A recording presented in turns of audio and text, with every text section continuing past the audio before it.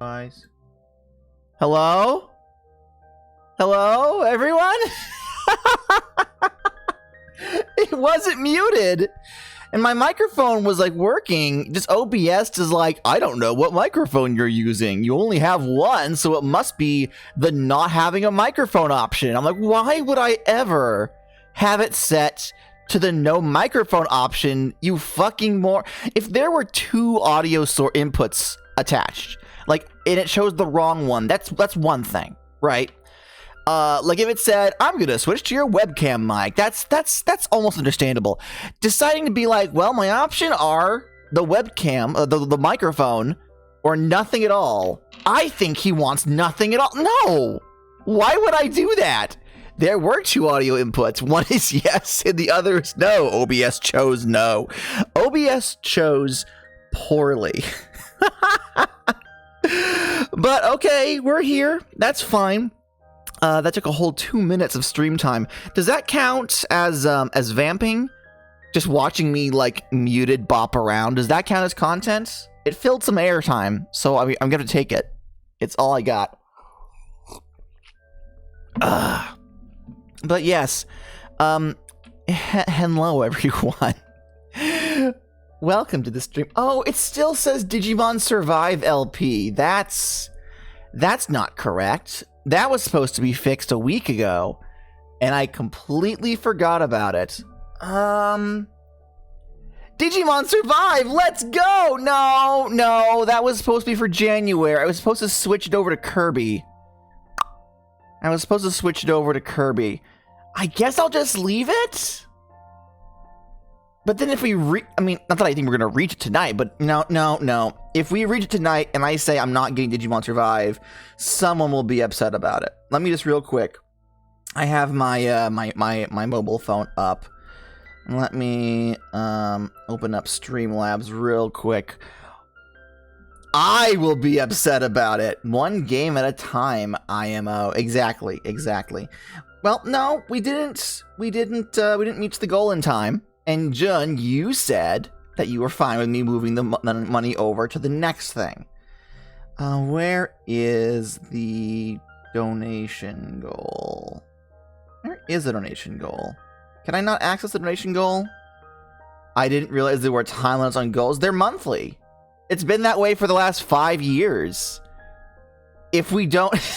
if we don't meet a goal by the end of the month, then that money moves over to the next month's goal.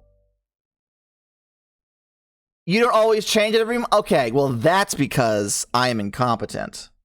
You know what? It's taking me too much time to fix this. I'm just gonna leave it, and if it happens, I'll be a farmer of my word. If someone donates another $35 before the end of the night, I will do a Digimon Survive Let's Play. Simple as. But that's not what we're doing tonight. Tonight, we are playing Minecraft. It didn't. I pressed a button, and it didn't happen. Let's take it from the top. Minecraft. Howdy, everybody. We are your craft. Yes, my craft. My craft only. No one else. No, that's untrue. We are playing. Always in season 1.19.2, a fabric mod pack that I've put together. Unfortunately, the name no longer really fits. The main mod that I was using for the changing of the seasons doesn't work. And I haven't made any decisions on how to handle that, as it was the backbone of the pack. So, well, to be fair, when I added it in, the person hadn't abandoned it yet. So I thought more content was coming. And then, like 2 weeks ago, they were like, yeah, I'm never messing with this again. It's broken and I don't want to deal with it. And I was like, but please? For me? I just committed to 52 weeks of this, bub. I kind of need you to come back and keep working on it. It's fine. We'll figure it out, probably. Maybe. There have been no additions or changes to the mod pack since last week, except I have made sure that Tom's storage mod is properly activated so it loaded along with everything else. Oh wow, now it's a party. We can't have a stream without Trash Baby Aya. I don't suppose you have any spare chicken feed on you? No? More raise the pity. Hi, Aya. Welcome to the stream. Welcome, welcome, welcome, welcome. Let's go ahead and get the world loaded in. Boop. And we'll get started. Today, we have 2 main goals, okay? The first is... Hey, Ptizzle_10. Make sure you behave or I'll reveal your IP address to the world. That's right. I know your exact location at this very moment. Don't bother trying to run. I will still find you. I don't know what you did to make Henbert so violent, but dear Lord, you better get him a nice bouquet of, yeah, right, Henbert. Did you bring, Jinwon says, did you bring chicken feed or goat feed? Fish says, both the same to chicken and goats. Honestly, anything that can fit into a goat's mouth counts as goat feed. Oh.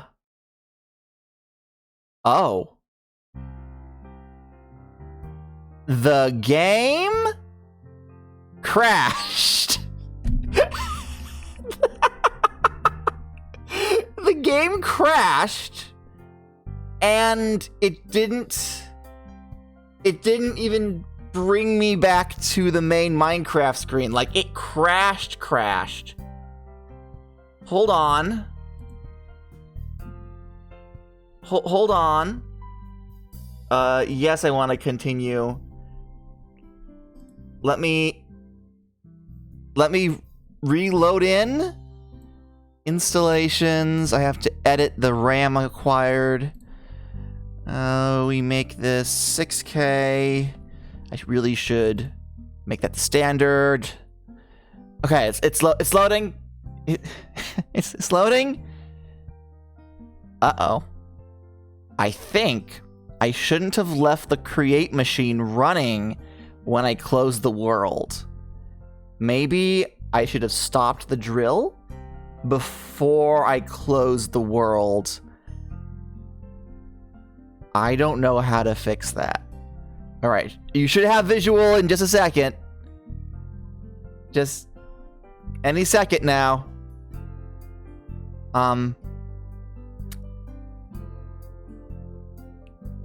I don't have a plan B. I don't have a plan B if this doesn't work. Please don't tell me I corrupted the entire save. I didn't back it up before I streamed last week. It'll be fine, I said to myself. I've made no changes. It's exactly where I left it, so nothing could go wrong.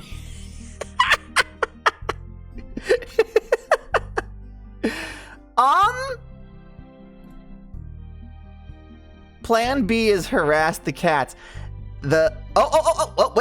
Wait. Something's happening. The window has copied my OBS screen. Hold on. No, there we go. Oh, okay. It's loading. I need it to be a different size. It's loading. It's loading. It's not loading very quickly.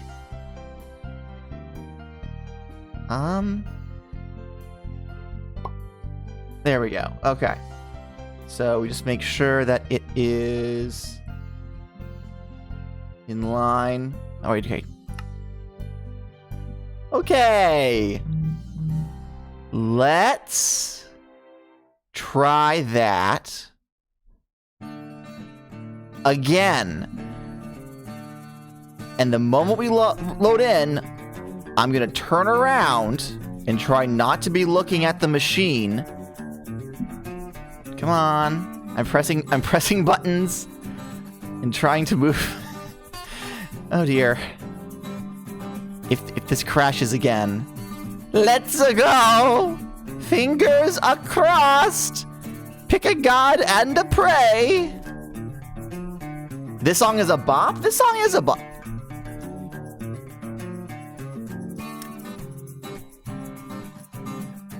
The game crashed. whilst ticking entity. Error. Java.lang.illegal argument exception, transfer variant may not be blank. Exit code -1. So, view crash report. Hold on. Let's, let me get another window. Let's see here. Properties. Let's look at this together. Shall we? Oh no, that was incorrect. I wanted. Now here's Minecraft. Let's see. Properties. Change the window. There we go. Okay. So, let's take a look-see. See if we can't figure it out. Okay, crash report. This doesn't make any sense. Ticking entity, transfer variant may not be blank. All right, what does that refer to? Storage preconditions. Fabricators of create porting. Okay, so yeah, create fucked up. Create fucked up. How do I remove create without utterly destroying the world? Because there's ores and shit for create that I need. It very specifically said that... Oh, did it run out of gantry? Did it run out of gantry and that's why it broke? Let's see. Storage preconditions not blank. Structure, movement, behavior, drop item. Entity name, gantry contraption. The gantry is the wire stuff we were using to make our drills move across. Okay, so this actually tells me very specifically exactly where in the world it was, the exact spot that it happened at. Meaning that I could use a world editor to delete just the drill. So this is fixable. This is fixable, I think. But not fixable while we stream.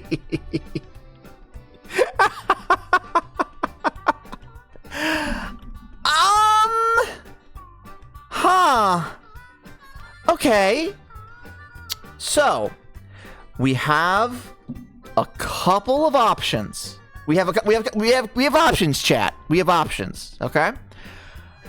We could still play Minecraft. We could make a creative world and just do some creative building in preparation for when I fix the actual save. Or, right, option number 2, we can ditch Minecraft entirely. I'll get my camera set up and I can show you some of my ttrpg books. That's not really what you came here for. Vote now on your phones. Should we do books or should we do creative building? What about Mario? What about Mario? What about... What? I mean,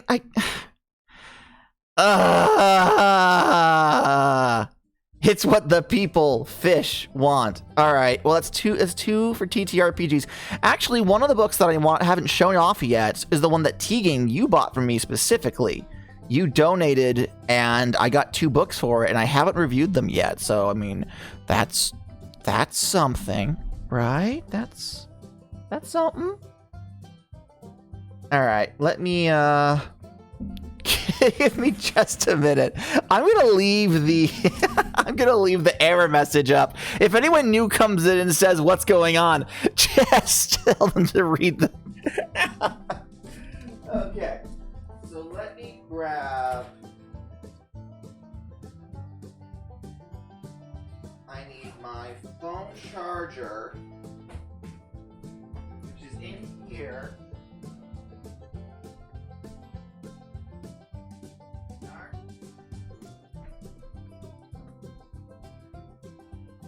So for those who don't know, I got a new overhead arm and a ring light for this content specifically. So, how y'all doing tonight, chat? Farmer got a promise to something and he didn't deliver. What's new? Alright, I am under the table. The table I am under. What does half this shit go to? What do you go to? Oh, you go to my microphone. I do sort of need that, actually. Yeah. I can unplug this. That is not long enough cord. That's fine. Yeah, I know the LGBT stream engine is overtaken by Overwolf browser. I'm not really using Overwolf right now, all things considered. What with, you know, the stuff and such. Okay. So, I will have visuals for you momentarily, chat. I promise. Okay. Need to open up my phone. Need to close everything that's in there. And I need to open up the program that I use. DroidCam OBS. And then I need to... Oh! Hi! Hi, everyone! I'll get this fixed in a second, I promise. Okay. So, we're just gonna... We're just... Do I keep Henbird up? I guess I'll keep Henbird up, but I don't think I really need anything else. Where even is... DroidCam OBS is here. Let's move you down here. Actually, you need to go below the frame even. Okay. Is this... transform... That's just the size it's at. Can I... Hi again. Can I switch it to... I think I gotta stop it. Yes. And then... Settings... Camera... Where do I... There's a way to make it larger. Okay. That's there. Got it, you're looking a bit crooked. Are you okay? I'm working on it. I'm working on it. Properties. Okay, so we deactivate it. I bring the resolution up. Reactivate it. It has the big words DroidCam OBS in the center. Actually, I don't get that big. Hold up. Joe, I thought you said cooked, and I was like, I think God is wearing a pink shirt. Alright. Let's go to 960. We will just need to live with DroidCam. Oh no, that's also incorrect. Hold up.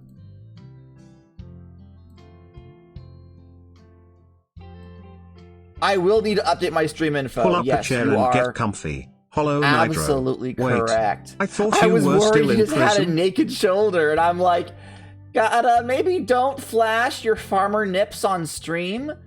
Not only is it against Twitch TOS, no one's paying for it. So, like, okay. Farmer God is gonna dip for the rest of the stream. Dishwasher Goodbye, dangerous. everyone. I'm not gonna have two I thought you were still in prison. going at once. Hi, everyone. Alright. Let's do... just chat. So, Minecraft crashed. Minecraft crashed.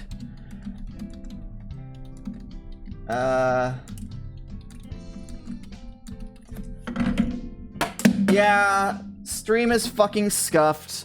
I can't hear anything. Let's move all this shit out of the way so I have room. Oh, and if I reach back here... Oh!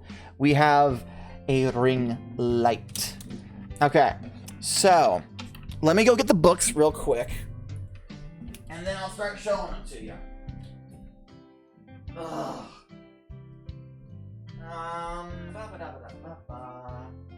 Where is this?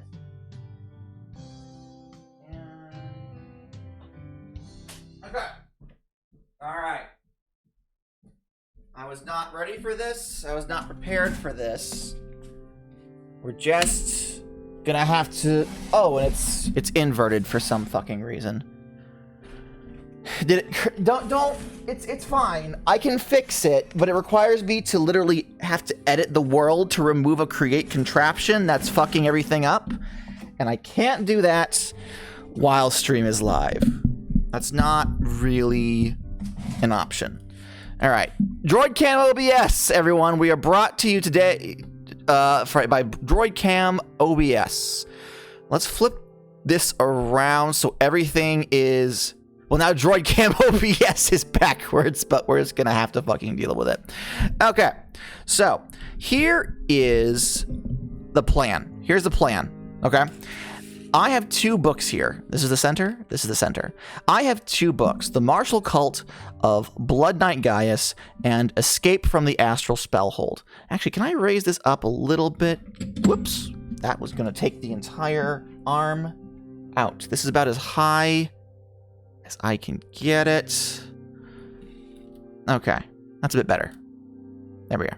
Okay, so The Martial Cult of Blood Knight Gaius and Escape from the Astral Spellhold. Since we have just these 2 books, I'm actually gonna. Can I move this ever so slightly? No, actually, I can change the color so it's not as bright. I'm learning. Ooh, that's warmer. That's better. That's better. Not as much glare. Still a little glare, but it's fine. All right, we're gonna read through these books together. We're gonna normally I just kind of flip through them and talk about them, but now that we have this overhead, I can literally show you page by page what is in these books and talk about it as we go. So this is gonna if you want to run either of these adventures, if you, for whatever reason, you guys already know about them and you already planned on running them, you may want to go away, I guess? I don't know. Just to give you guys a quick overview, the GOTA rating, The Martial Cult of Blood Knight Gaius is fucking amazing. I love it. It's just a regular zine. It's like maybe 12 pages at most, but this is a really good adventure. Escape from the Astral Spellhold, I hate it. Fuck it. It's not good. It's not good, but it has little nuggets of brilliance in it that makes the not good stuff feel even worse. So that's why we're going to talk about it as opposed to just throwing it out. There's some stuff in here that you might be able to use. Hey, Prince Raglan, I don't suppose you have any spare chicken feed on you? No? More raise the pity. Oh, I can't use that headphone. I just found out that one of my earbuds are dead. This has been a great night for me. Oh, and an ad starts in 7 minutes. This has been a wonderful fucking stream for me. I'm just having a blast. I'm just having a good time. Hi, Raglan. Minecraft crashed. Do we want to start with the good adventure or the shitty adventure? Which one do you think is more interesting? I feel like starting with the shitty adventure so we can get it over and done with might be the best way. But also, oh, Martial Cult of Blood Knight Gaius. Martial Cult of Blood, both at the same time like a zipper. Thank you, Tegan. Oh, I probably should other people. It's fine. I don't have time for that. My phone is currently busy anyway. Let's start with the shitty one.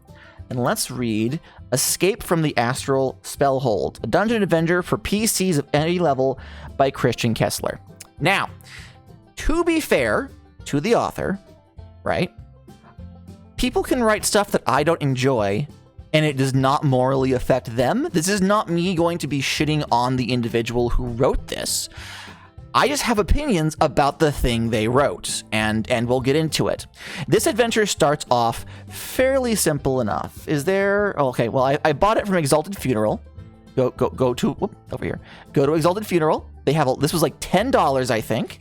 The quality of it is good. The paper quality is pretty standard. It's kind of a glossy cardboard interior. The paper is a little shimmery, but it's It's quality enough. They didn't really skimp out on the paper. I feel like they kind of went a bit too high with the quality of the paper. When you feel it, like you expect a zine to be like not the cheapest available, but like flippable. This actually has some sort of like grip to it. It's some sort of coating. I'm not a big fan of it. But yes, Escape from the Astral Spellhold, copyright 2016, Christian Kessler. And you may have noticed something immediately, and this entire page is upside down. This is actually something that I really, really enjoy. The first thing it says is, note, all of the clues you need to figure out how to escape are included in the following text. This walkthrough of the unavoidable puzzles is included for those who'd rather get straight to running the game than try to solve the puzzles themselves ahead of time. This was my first impression, and I was really excited because all of the puzzles that are included in this dungeon, the answers are right here.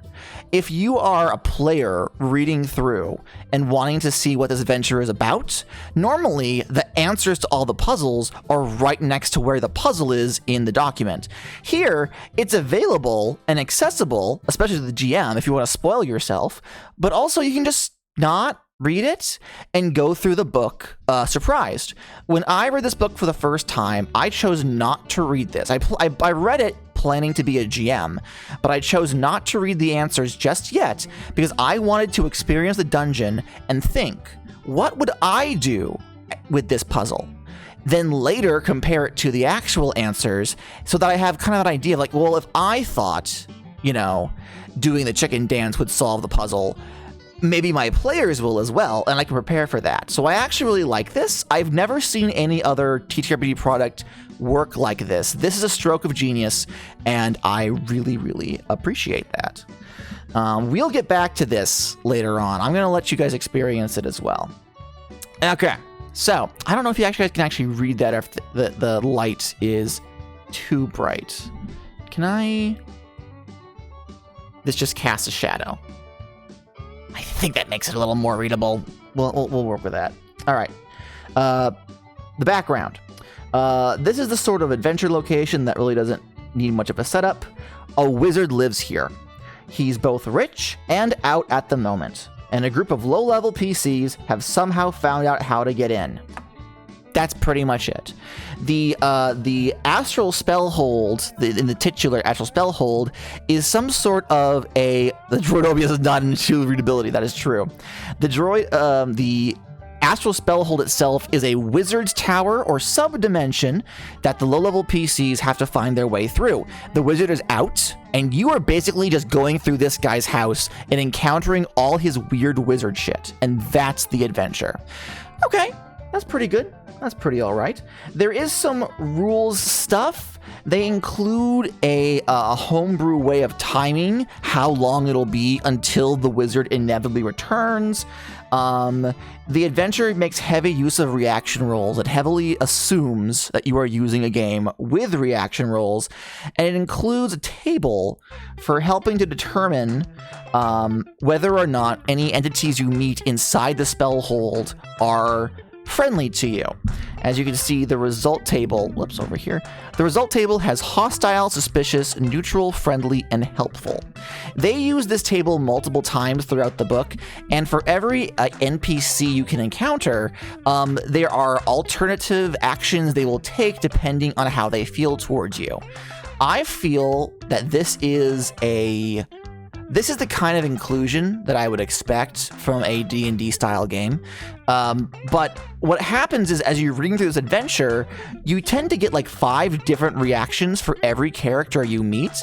So it's like you're being introduced to 5 different characters. Hey, it is the current hour, which means it's time for me to shill. Really, Henbert? Ahem. Right now? You see that bar at the top of the screen? Oh, for the love of God. You can help us reach our goal by donating directly via Streamlabs. For legal purposes, I have to say ask your parents for permission before using their credit card. But I'm not a cop, so do what you will, kiddos. Thanks, Henbert. I appreciate that. But yes, so every NPC you meet has 5 different reactions, and because you can never tell what that reaction is going to be, you as a GM have to prepare for every possibility. It leads to the characters not feeling as though they have any identity. The players may not notice it, but as someone reading the adventure, I felt that was a flaw as opposed to a boon. All right. General description. The rooms here are 30 square feet wide and the ceilings are 50 feet high. You need to know this for Fireball. That's not the text, I'm just saying. There are doors between all rooms and hallways made of bronze and set into stone archways. The entrance looks like a shabby wooden door from the outside, but from the inside looks like another bronze door, looks like the other bronze doors, but twice as big with no handle. Now, okay, so basically you can reach any room from any room. You can see there's hallways crisscrossing every which way. It's not difficult to reach anywhere without accidentally having to go to a different room. I don't like this. I feel like it would mostly exist to... Oh, there's an ad starting soon. There's a fucking... Okay. There's an ad... Sure, why not? There's an ad starting soon. That's cool. That's great. Wonderful. Why not? Sure. Bezos is fucking broke. He needs his revenue. Alright. That's okay. That's cool. 51 seconds. We can just sit here for that time period. It's all right. I'm not even mad. I'm not even upset. You guys want to see my new Lego? I got I got this turkey guy. He's wearing a turkey outfit, and the arms are just wings. He came with a pumpkin. I didn't expect that. When I bought him, I got him secondhand. I'm trying to figure out how to put him in the center. When I got him secondhand, the guy was like, "Oh yeah, it goes with the pumpkin," and he hands me a little baggie with a pumpkin. I'm like, "Oh cool, a pumpkin. That's neat. That's nice. Like that." I also got this carrot. I actually really like this carrot. There we go. It's got a little farmer's market sign. Isn't that cute? Isn't that cute? Okay, we're back. The ad's over. We're back. But yes. So you can reach any room from any room, and I feel like unless the players are taking very careful attention, they're not going to bump into too many landmarks if they're only going through the hallways. Basically, they can just say, I want to go from the Gallery of Ages to the Seal Sigils, and they just do it. Like, there's no thought as to what room they can encounter. Everything is just kind of separate despite being connected, and I'm not a big fan of that. There are a number of specific rooms, and thankfully this does have numbers for the pages on them. We have the sitting room, the Gallery of Ages, only point, the sitting room, the Gallery of Ages, the library, the bedchamber, the dungeon, the scrying room, the laboratory, the seal sigils, and the flesh organ. We will get to the flesh organ. There's also appendices for the wizard and the city. Now let me actually go right ahead and flip to the city so I can show you something. Yeah, we'll get there. We'll get there. Let's see here. Here we are. So after the entire adventure, right?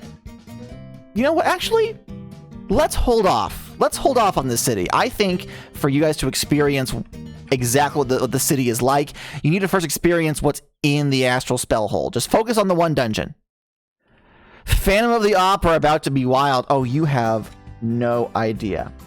So, okay. So we had a very cute little doodle of the dungeon on this page here, but there's no other art.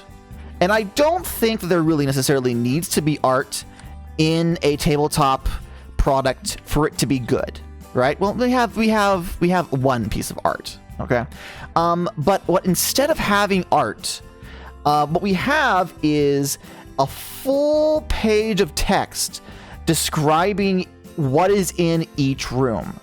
And they're all in single file, single lines. Just paragraph, paragraph, paragraph, paragraph.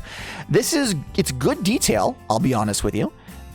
It is interesting detail, but also it doesn't really give the information to the players in a way that really makes it work, I guess. Like, you have to read, let's see, 1, 2, 3, 4, like 5 paragraphs to understand the sitting room, and then that information has to be given to the players in quick succession. It also has I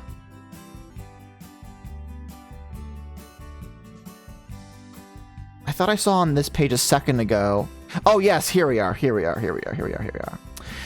Right here we have our first NPC, which is a golem, which has multiple states depending on how much it likes the players, which is determined by a charm roll according to this text. So if it is helpful, it befriends and sort of imprints on the player characters. If it's friendly or neutral, it's confused and it hesitates and you have to roll again. If it's suspicious or hostile, something is wrong with its brain and it goes berserk. There's not actually a lot of information about how to run the monster in that.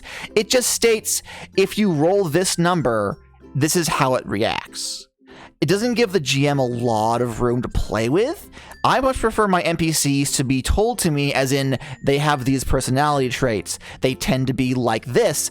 And then if during play they become helpful or friendly or suspicious, I use that information to determine how that character like actually reacts and what actions they take. I'm not a big fan of this. It gets worse with a later character, but this is the first time we find it. So the sitting room, basically, there's a clockwork butler, all right? You enter a basic sitting room. There's a clockwork butler who is an automaton who can be asked to go off for drinks and such, but mostly wants you to stay in that one room to wait for the wizard. So the clockwork butler is actually fascinating because your characters can fuck off, can sneak off and investigate the rest of the tower. But the clockwork butler is going to be consistently trying to find you to drag you back to the sitting room.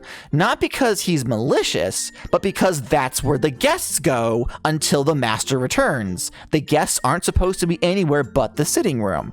And I think that's actually really cute. It gives the players sort of a ticking clock, like literally it's clockwork, but it's not a deadly ticking clock. It'll fight if you fight it. Like, it has like HP and AC and damage and all that shit, but once it gets you to the sitting room, it no longer wants to fight. It's like, oh good, you're where you're supposed to be, and then you have to try and sneak off again. This could possibly lead to some funny scenarios where the one person in the party is consistently like, yeah, no, we'll give you to the clockwork butler, and then sneak away while he's taking you back to the sitting room. Like, you don't get to adventure today, Timmy. You're stuck babysitting the butler. Then we have the laboratory, which has like a dissection table, a chemical workbench. Basically, this is the first room we come to where there's a hint that the wizard is doing some funky shit. He's made some sort of golem. It's a flesh golem, no less. He's made a flesh golem. It'll activate and it'll interact with the players, and you'll go on from there. Let's see what else. The Gallery of Ages. Now, despite I feeling the Gallery of Ages having the most adventure potential, this is all that we have for it. Okay? There are 4 paintings hung in sequence across 2 walls, covered by crushed velvet curtains. It describes each of these paintings, and they all display a very different scene, starting from the local landscape to a post-nuclear desert.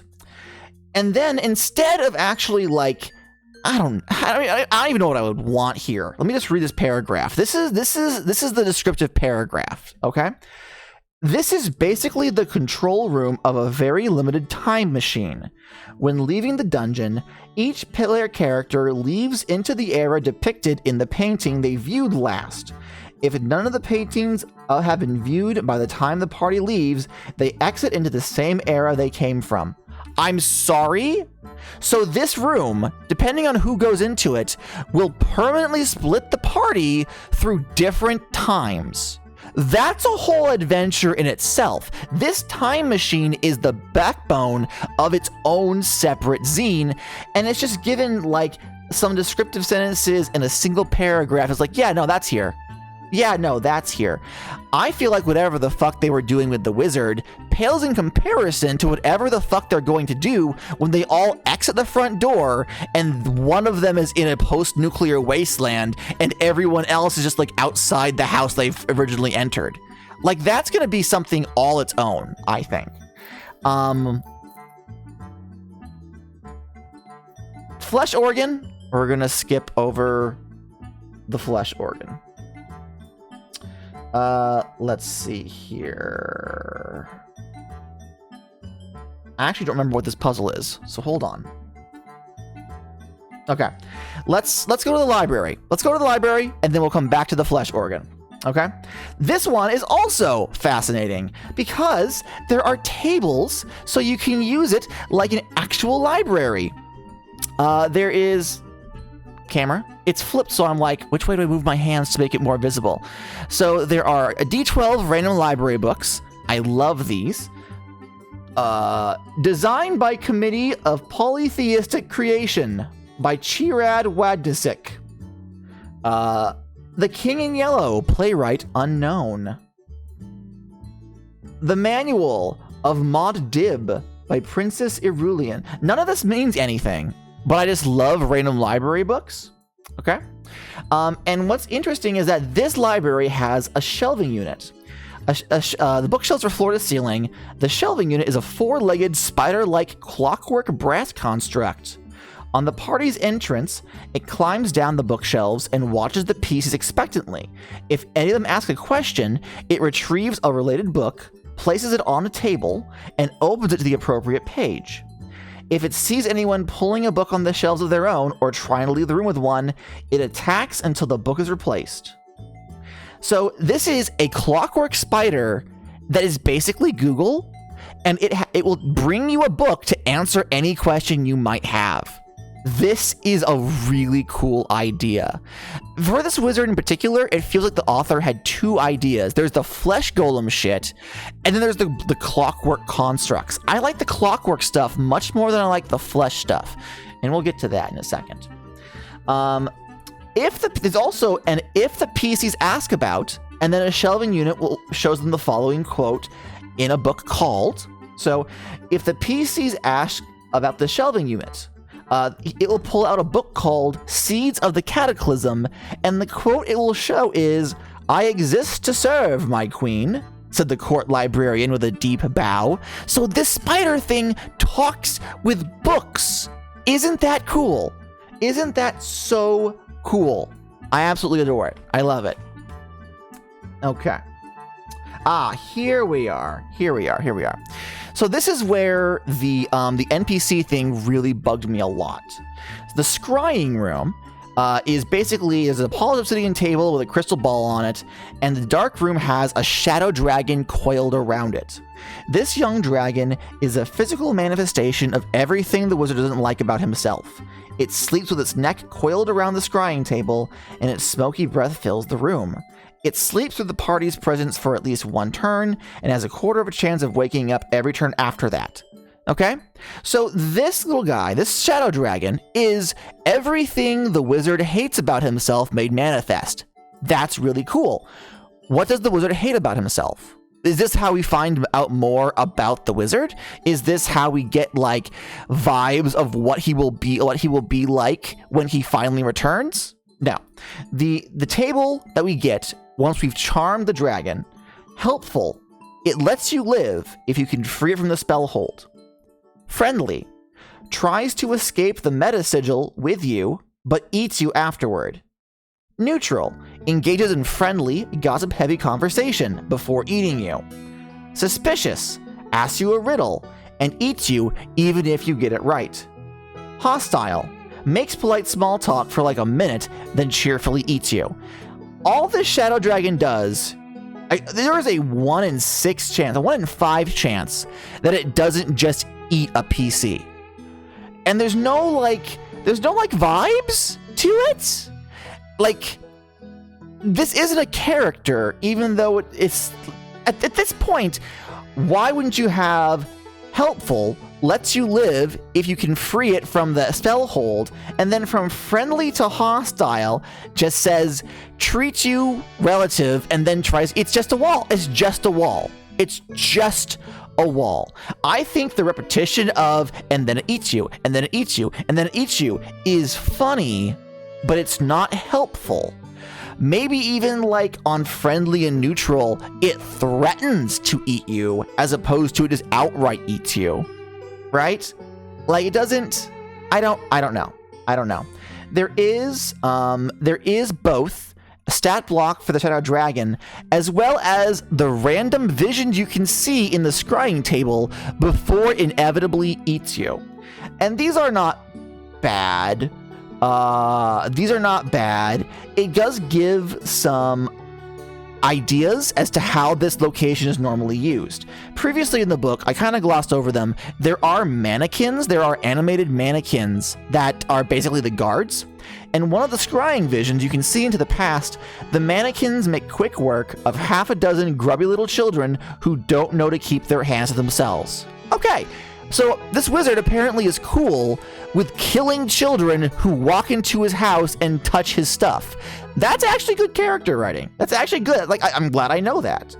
A magic-using thief is so engrossed by the scrying table that she fails to notice the dragon waking up until all is black flame. If you had that scrying vision while you're standing in the room that vision took place in and you haven't met the dragon yet, that's going to be a pretty big wake-up call for whoever had the vision. That's cool. See, there's little bits and pieces. There's little bits and pieces of this. This last one right here, okay? Ignore the porn one. The clockwork butler drags a pair of extremely confused Neanderthals to the sitting room. If you haven't encountered the time machine, you are now aware that there may be a time machine-esque element to this dungeon if there were actual cavemen in this dungeon at one point. So this table is good. I like this table a whole lot. I like it a whole lot. Let's see here. So far, some parts of the dungeon seem pretty fun, while others are just like, what? There's a bed chamber and a succubus. The wizard gets it on. Moving on. Again, it isn't really useful. Aside from her being a succubus and like wanting to not be there, she has no character. And the different reactions she can have don't tell us anything. Don't tell us anything. All she does is lie or ask you to help free her. And that's it. That's it. That's pretty much it. Eventually, you can, in fact, meet the wizard himself. And let me read you the description for the wizard, okay? Let me read you the description for the wizard, okay? As one of the 4 immortal members of the Unseen Circle, which secretly controls the city's most powerful institutions, Arnagax has a vast and unpredictable pool of resources at his disposal. Hardly anyone has seen his face or even heard his name, but dozens of well-known public figures are unknowing instruments of his will, even in situations where they appear to be working at cross purposes. So, right off the bat, this wizard is immortal, controls all politics, and people are under his control without them even knowing it. This guy is really OP. Think back to everything in the dungeon that we've experienced so far. At what point was I supposed to know that this guy is so politically savvy that he controls everything? The vibe I get of the wizard who built the dungeon versus the wizard as he's described don't really match up to me. The circle was originally founded to cooperate for their mutual benefit, but the arrogance that comes with such power made teamwork and compromise impossible. Open conflicts between the 4 are exceedingly rare, but they constantly engage in the subterfuge, often employing disposable agents in a Cold War that's lasted for centuries. That's the end of the main descriptive paragraphs. One whole paragraph was for the group of people that he attached to in their history. That tells me next to nothing about the actual wizard. Jun says the table of different interactions aren't doing this book justice. I can definitely imagine having each character have their own motivations while still acting differently. Yeah. It's not I feel like on paper, I mean, this is on paper, but I feel like on paper, the roll table was like a good idea the author had, but in practice, I don't think it works where they want it to. Now, here's the thing, okay? Here are the reactions for Arnagax, the wizard, okay? Helpful. Impressed with your spunk, he uses the Chaos spell to enlist you as agents to be used against the other 3 members of the Unseen Circle. This can only occur if you've made it past the seal sigils. So, okay, if he's helpful, he'll hire you. Friendly or neutral. Seems bored and asks for one good reason why he shouldn't kill you. His attitude will change to either helpful or hostile based on your answer. And another reaction roll if necessary. Okay, so either he'll hire you or he'll kill you. Suspicious or hostile. Attacks, taking as many alive as possible. I'm not going to read the rest of this. Okay, hold on. So he will either hire you, kill you on the spot, or take you alive? I'm sorry? That doesn't... These feel like 3 different characters. This doesn't feel like one cohesive, thoughtful, you get dabbed when the farmer gotta isn't there to be dabbed on, so he's just... Look at him go! Look at him go! Look at him go. Alright. Now that we have experienced everything else there is to experience in the Astral Spellhold, there are 2 rooms that we have been avoiding. And one of them is the flesh organ. So this shows up halfway through the book, not even halfway, like 3 pages in.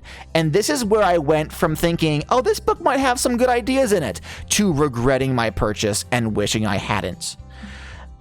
The flesh organ. Ahem. The flesh organ appears to be a regular pipe organ, but the sounds it produces resemble a vocal chorus more than any manufactured instrument. The organ works by stabbing victims in the slave cells who have been surgically modified so that they can only produce a single perfect note when they scream. I'm not going to bother reading the rest of it. The other room is slave cells, where it describes the slaves are men, women, and children of all ages, presumably the people who attempted to kill or snuck into this spellhold before you, that the wizard... Okay, and you want to know... I'm not even going to bother reading it. There is a flesh golem playing the organ, and its fingers are penises. This book, printed in 2016 by an individual who clearly can write well enough to write the adventure, just has that, like, the flesh organ and the slave cells are written in a way that it's clearly for shock value, right? Like, if you go to the flesh organ first, you're gonna be freaking out about the rest of the dungeon. The rest of the dungeon is fine. If you went to every other room, then you found the flesh organ, it would be a, whoa, that's so edgy, that's so dark and dramatic, and it's just, no, it's not. It's not. It is, and I say this trying to be as nice to the author as possible, it's prepubescent humor. It's boy humor. It's gross, dumb, middle school boy humor. And honestly, there's a lot of that in traditional tabletop role-playing games, you know? Sometimes you just gotta get the boys over to do some dumb stuff. I played a sci-fi game once where the main, like, mafia dude, the main space mafia dude, had his main spaceship built like a giant dick because he was compensating for something. And me and the boys, we lost it. We were like, that's so funny. Isn't that so funny? It's also 45-year-old man humor. Yeah, well, it's that, you know, boy humor. There is something to be said for the occasional puerile humor. You know, it's fine. But in this book, it is just completely out of line with the rest of the content. And that's different than the whole, like, war criminal thing. Like, the shock value of, oh, he does terrible things to people of all ages and genders. Aren't you horrified? There's women and children in part of this thing? Crimes against humanity. Yeah, no, it's not great. It's not great. Keeping the succubus as a sex slave was already bad enough. Like, this is just, no, thank you. And again, we are described, this wizard is described to us as being some sort of like political genius who controls the whole city. And in his spare time, he makes flesh organs out of child slaves for fun. It feels like 2 or 3 completely different adventures just smacked together and printed out. And it's not great. Now, what brings us all to a head? That was the worst of it. I promise that was the worst of it, everyone. What brings us all to a head? Because I read the flesh organ bit like all the way back like to, let's see, there's a cover page. So there's like 1, 2, yeah, like 3 pages into this book, I read the flesh organ. 3 pages, it's on page 6 of 17. So like not even halfway through the book.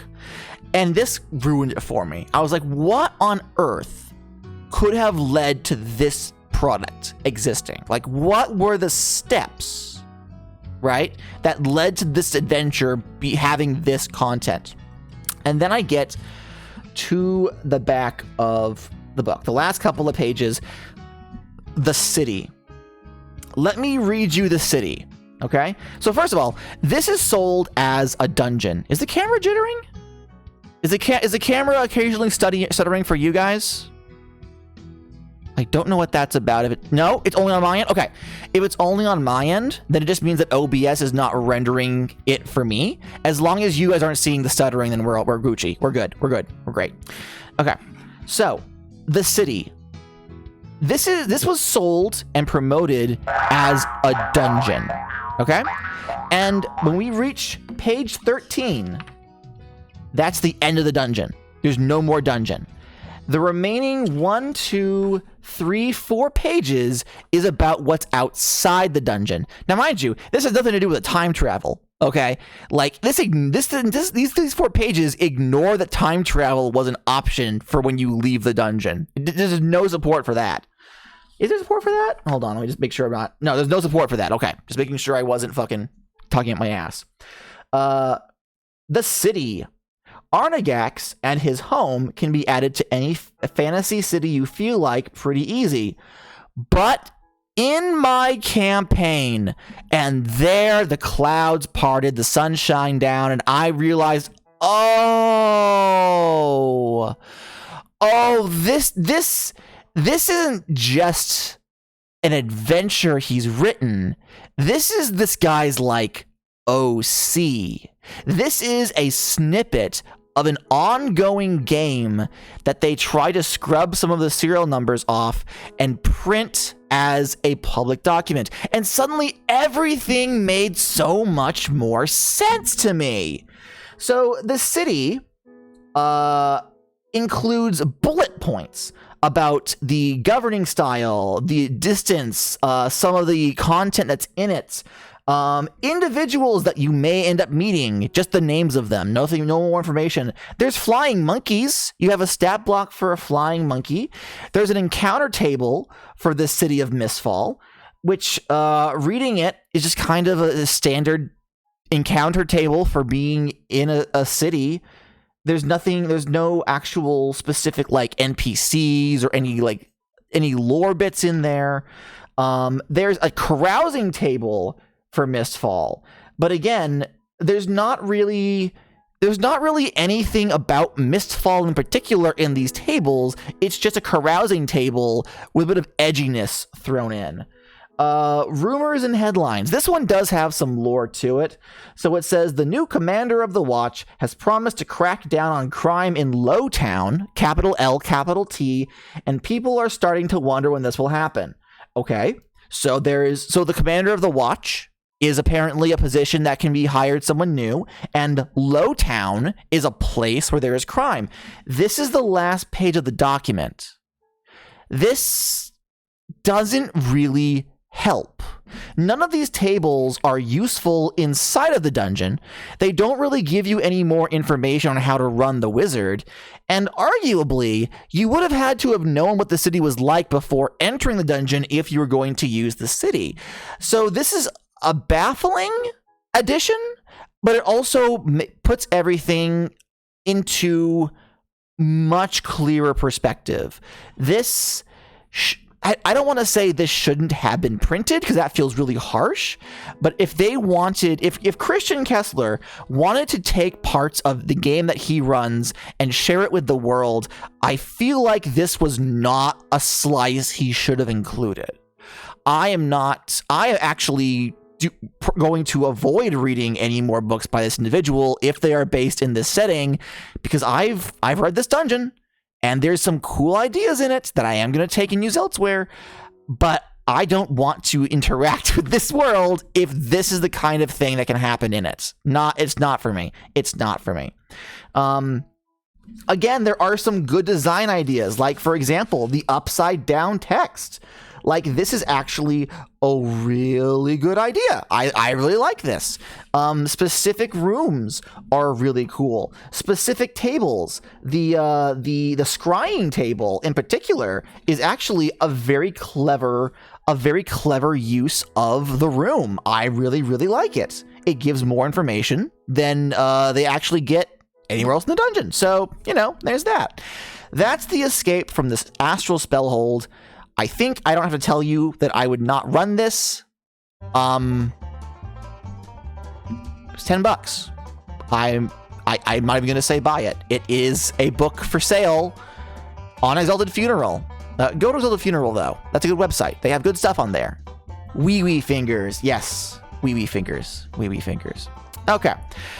We are going to be hitting an ad pretty quickly. So I'm just going to go ahead and run a 1-minute ad. Take a drink of water real quick. And then we'll get started on the book that I do enjoy, which is The Martial Cult of Blood Knight Gaius.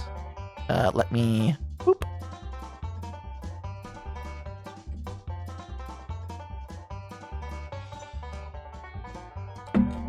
Jun says, I feel like I would run this, but there would be a lot of modification. I feel like the Clockwork Butler as a timer is cool. Finding like a half-made flesh golem and befriending it, that's cool. The spider in the library, that's really fucking cool. There's some good ideas. The hall of paintings that act as a pseudo time machine, that's a fucking wild. That's a fucking wild concept. I like it. But what does it all have to do with the politically OP vampire lord? No. The Astral Spellhold is the wizard. He's not a vampire. He's not a vampire. That's in the Martial Cult of Blood. There's vampires in this one. There's vampires in this one, and I like it a whole lot. I like it a whole lot. I don't know. That's something I could make up, though. Yeah. Vampire wizard, tomato, potato. I feel like there's a slight difference between wizards and vampires. But maybe there isn't. Maybe there isn't. Maybe we'll read this next book and you'll decide that there isn't. Okay. So, The Martial Cult of Blood Knight Gaius. Welcome back from ads. Hang on, gotta. Yes, Tegan.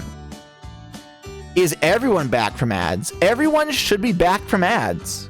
It was only supposed to be a 1-minute ad, and according to my screen, the ad is over. Before I start, I'll vamp for a second. I'll fill some airtime. You had 2 ads? Why'd you have 2 ads? It's supposed to be 1. Oh my god, fucking Twitch, fucking greedy piece of shit. This was also sold by Exalted Funeral. This is the logo for Exalted Funeral. So, like, go to Exalted Funeral. I really like Exalted Funeral.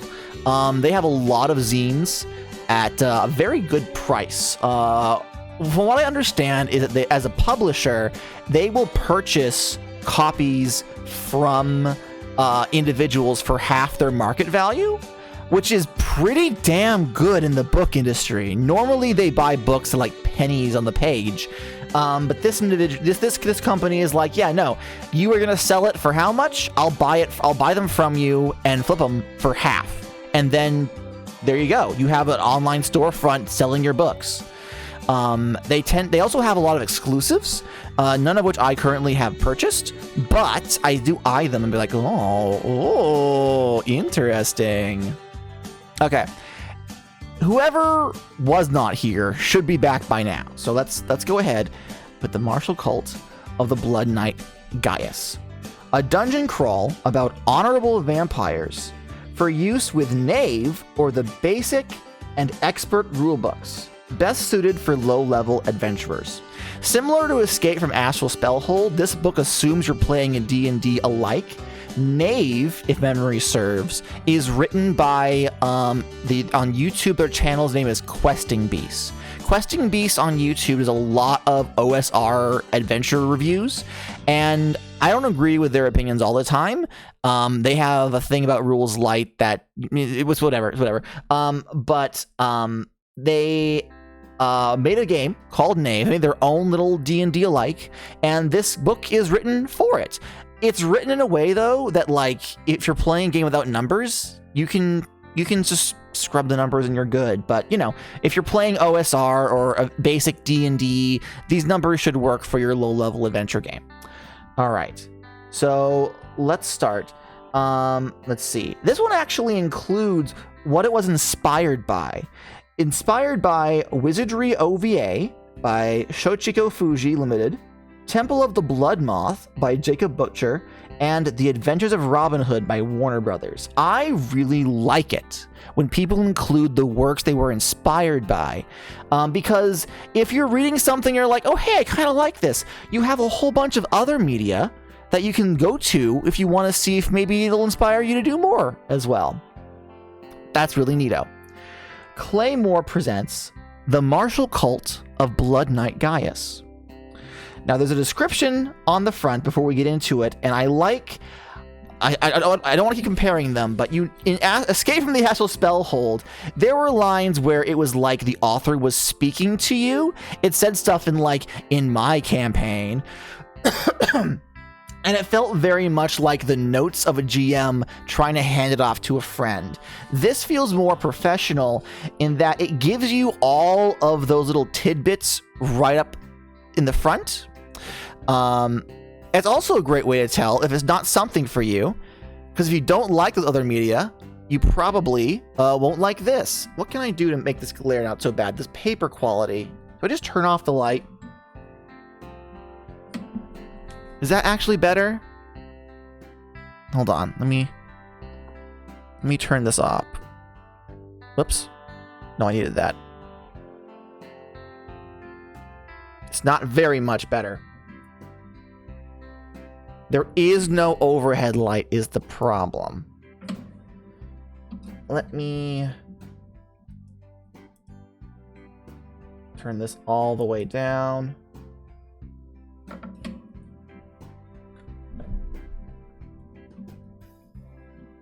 Well, now it's a problem in a different way.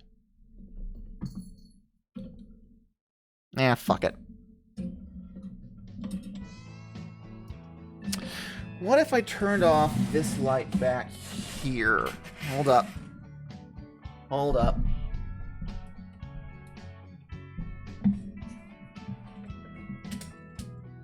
Oh, that actually really helped. But now it's too dark. I can't fucking win. I just cannot fucking win. Here. It's too dark now. It's too dark. Alright. I guess we're just gonna just trust me, okay? I'll tell you what it says, and you just have to... It's not too dark? Oh.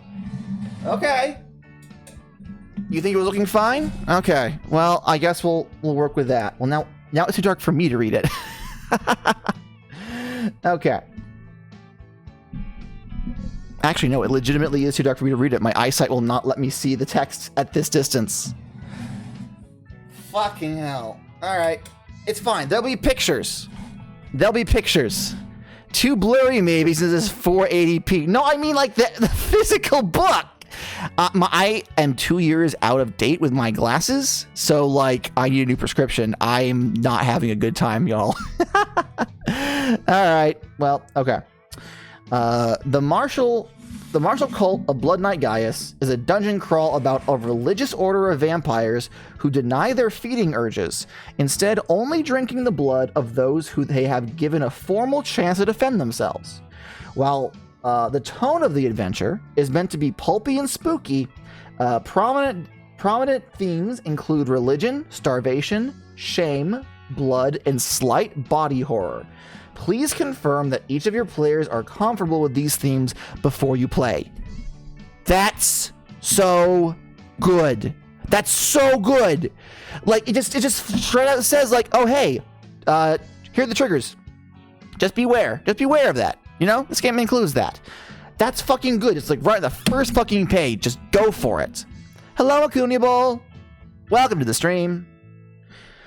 Notes. The spells, items, and monsters described in this zine are intended for use with Ben Milton's Knave, but can also be quickly converted for use with BX, or Basic/Expert. And then it gives you some stuff being like, because Knave works like this, do this with the numbers.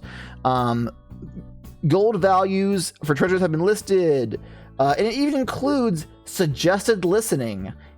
Swords Against Dungeons suggested listening, and In the Autumn Night, the Black Castle Rose by Draped. This includes like podcast and music references. This is such a good document.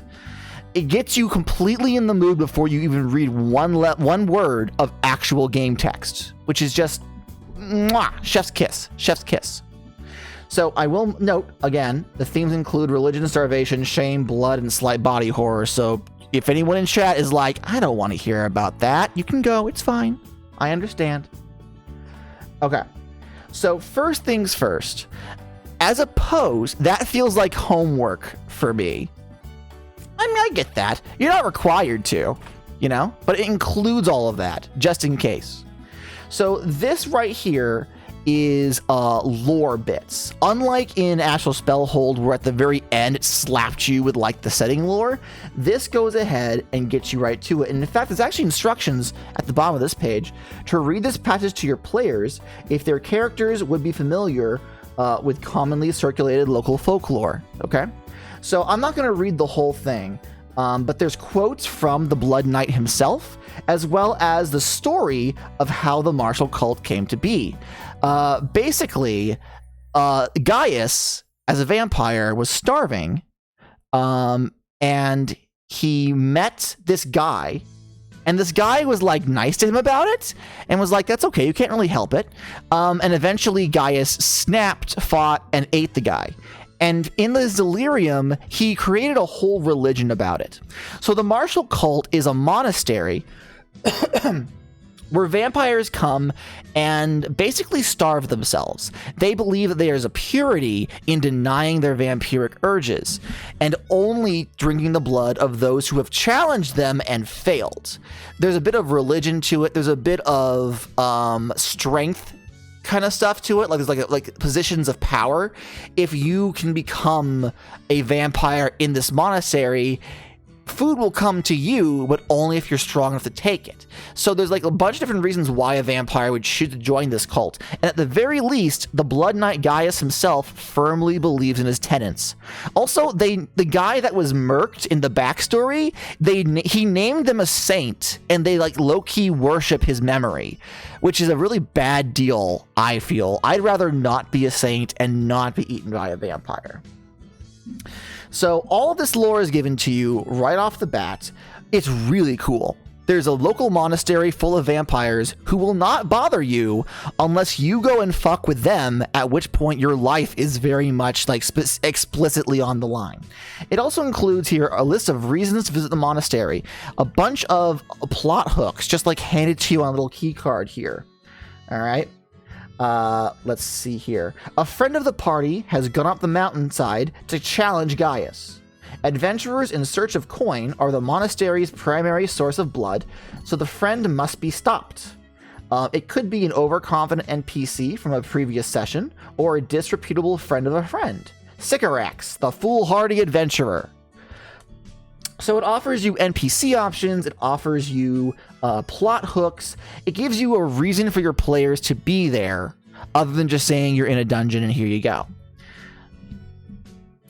The black and white art in this book is very nice. This takes up a whole page, and the camera probably doesn't show well enough, but there's actually paint splatter speckles to the sky, like an inverted night star, like inverted stars in the sky. Like, oh my gosh. There are some stat blocks for creatures you would find in the mountaintop surrounding the monastery if your players have to travel to it in order to reach it, as opposed to starting outside of it. I find this less obtrusive because it means if you leave the monastery during the adventure, there's content already made for it outside. And it's not even like this mountaintop is like so-and-so tall and so-and-so wide. No, just like if you're in the mountains, you might find these fuckers. Just, be aware of that. Be aware of that. Okay. Now here is where we find some more paragraphs describing not a lot of images, but that's fine because if we turn to the page, it's a whole dungeon crawl. Look at all of these rooms. Oh my gosh. And they're all numbered for easy accessibility. There is the entrance hall, the storage closets, the secret cell, the training rooms, the chapel of the Red Mass, the meditation quarters, the resident atrium, the extraction chamber. Now, how this adventure works is that when you enter the monastery, if you do not challenge them immediately, you are basically allowed to wander around and explore however you want. But you'll spend the entire time being goaded by the various vampires who are trying to start a fight with you. Because if they start a fight with you and you lose, they get to eat you. The names of these locations, before you even see the map, pardon me, already are very, very flavorful. I'm good. I'm just talking a lot, so I have a little frog in my throat. I gotta drink of water. I'm fine. Let's see here. Like, what do I want to tell you? So, the training rooms, you meet the vampire knights, where they are physically training. Okay? The Chapel of the Red Mass is where you see the vampires actively in worship, actively prostrating themselves in front of the statue of their saint. Each of these rooms are not just saying there's a chapel here, there's a training room here. Every room you go to, it describes who you will meet in it, what they are doing, and it'll give you a vibe of this entire monastery being consistently lived in. One of the rooms, the secret cell, I don't believe you're actually able to find this without like going out of your way to locate it. Let me read it to you, okay? So all of these rooms are just like, oh, this is where they meditate. This is where they extract blood from their from the people they fought against. This is where they train. This is where they worship. Like this is all how these people live. The secret cell. A mad vampire is shackled to the wall in this musty, unlit closet turned cell. It is drooling with bloodlust and emaciated, but still struggles in its chains. If a vampire monk thinks no one is watching, they will temporarily dispel the illusory wall by touching it with wood to deliver a small bowl of porridge. The mad vampire shackles are kept on with a moderately difficult lock.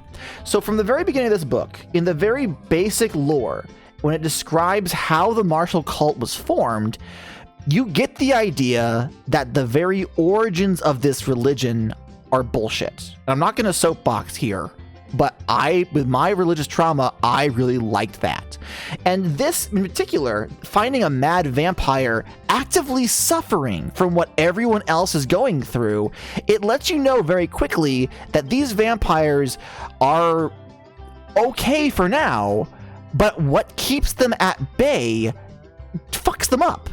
There is no glory, there is no purity in preventing them from sating their vampiric urges. It just makes them go insane. And if you happen to find this room, you get a very visual explanation of that without anyone having to look you in the face and say religions are bad, kids, right? Like it shows you that, and I think that's really, really cool. There is also always a chance you will never encounter this, but one of these days you'll get a phone with a less annoying ringtone. Today is not that day. It really isn't. Can you? Howdy. Thank you. To whom am I speaking?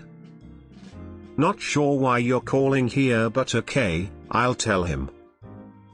That was blimps. They wanted airplanes to know that they win.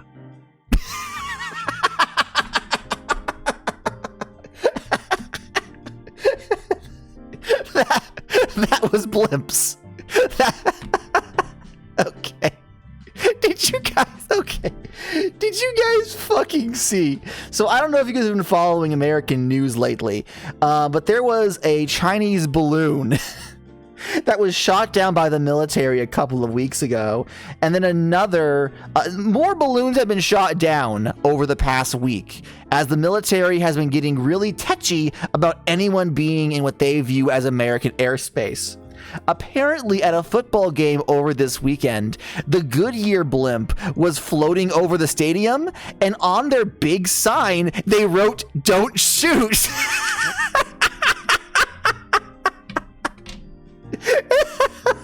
It's so fucking funny. Oh god, the Goodyear blimp, like, don't I have a wife and children?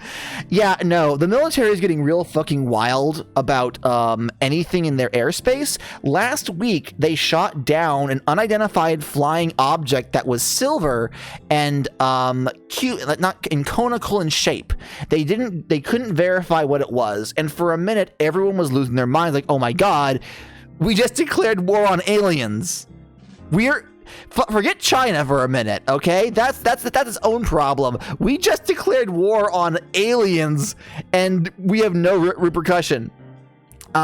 Turns out it wasn't a UFO. It wasn't aliens. A local ballooning group, which was mostly formed of elderly men, had just sent their shining silver flagship balloon up into the sky, and then they lost control of it. They lost sight of it, and they don't know what happened. I think we know what happened. Onslaught, thank you so much for the sub. Gotta. Welcome to the stream. You get a jolly jangle of the cheer bell. Thank you. And you are on a 3-month streak. Thank you so much for your support. I really appreciate it. We are walking through the martial cult of Blood Knight Gaius. Please ignore the backwards text. I still haven't purchased the upgraded version to remove that, so we just gotta live with it. Sorry. All right. Let's see here. Yes. So these are all the rooms that are the majority of the rooms that are in the monastery. Okay, and there are also random encounters for when you're traveling from room to room, which is amazing. You have to answer email from artists today. This sucks. I'm so sorry. You reaping. Yeah. You sowing. This sucks. What the fuck? Oh, it's the monastery of Saint Iago. Iago is the guy who got fucking eaten. Bless his heart. Let me read a few of these encounters, okay? So there's a dire bat, okay? If a player character is bitten, they will bleed from the neck, making them easy to detect via smell for the monastery residents. Bitten characters who fail a save against disease will come down with a fever.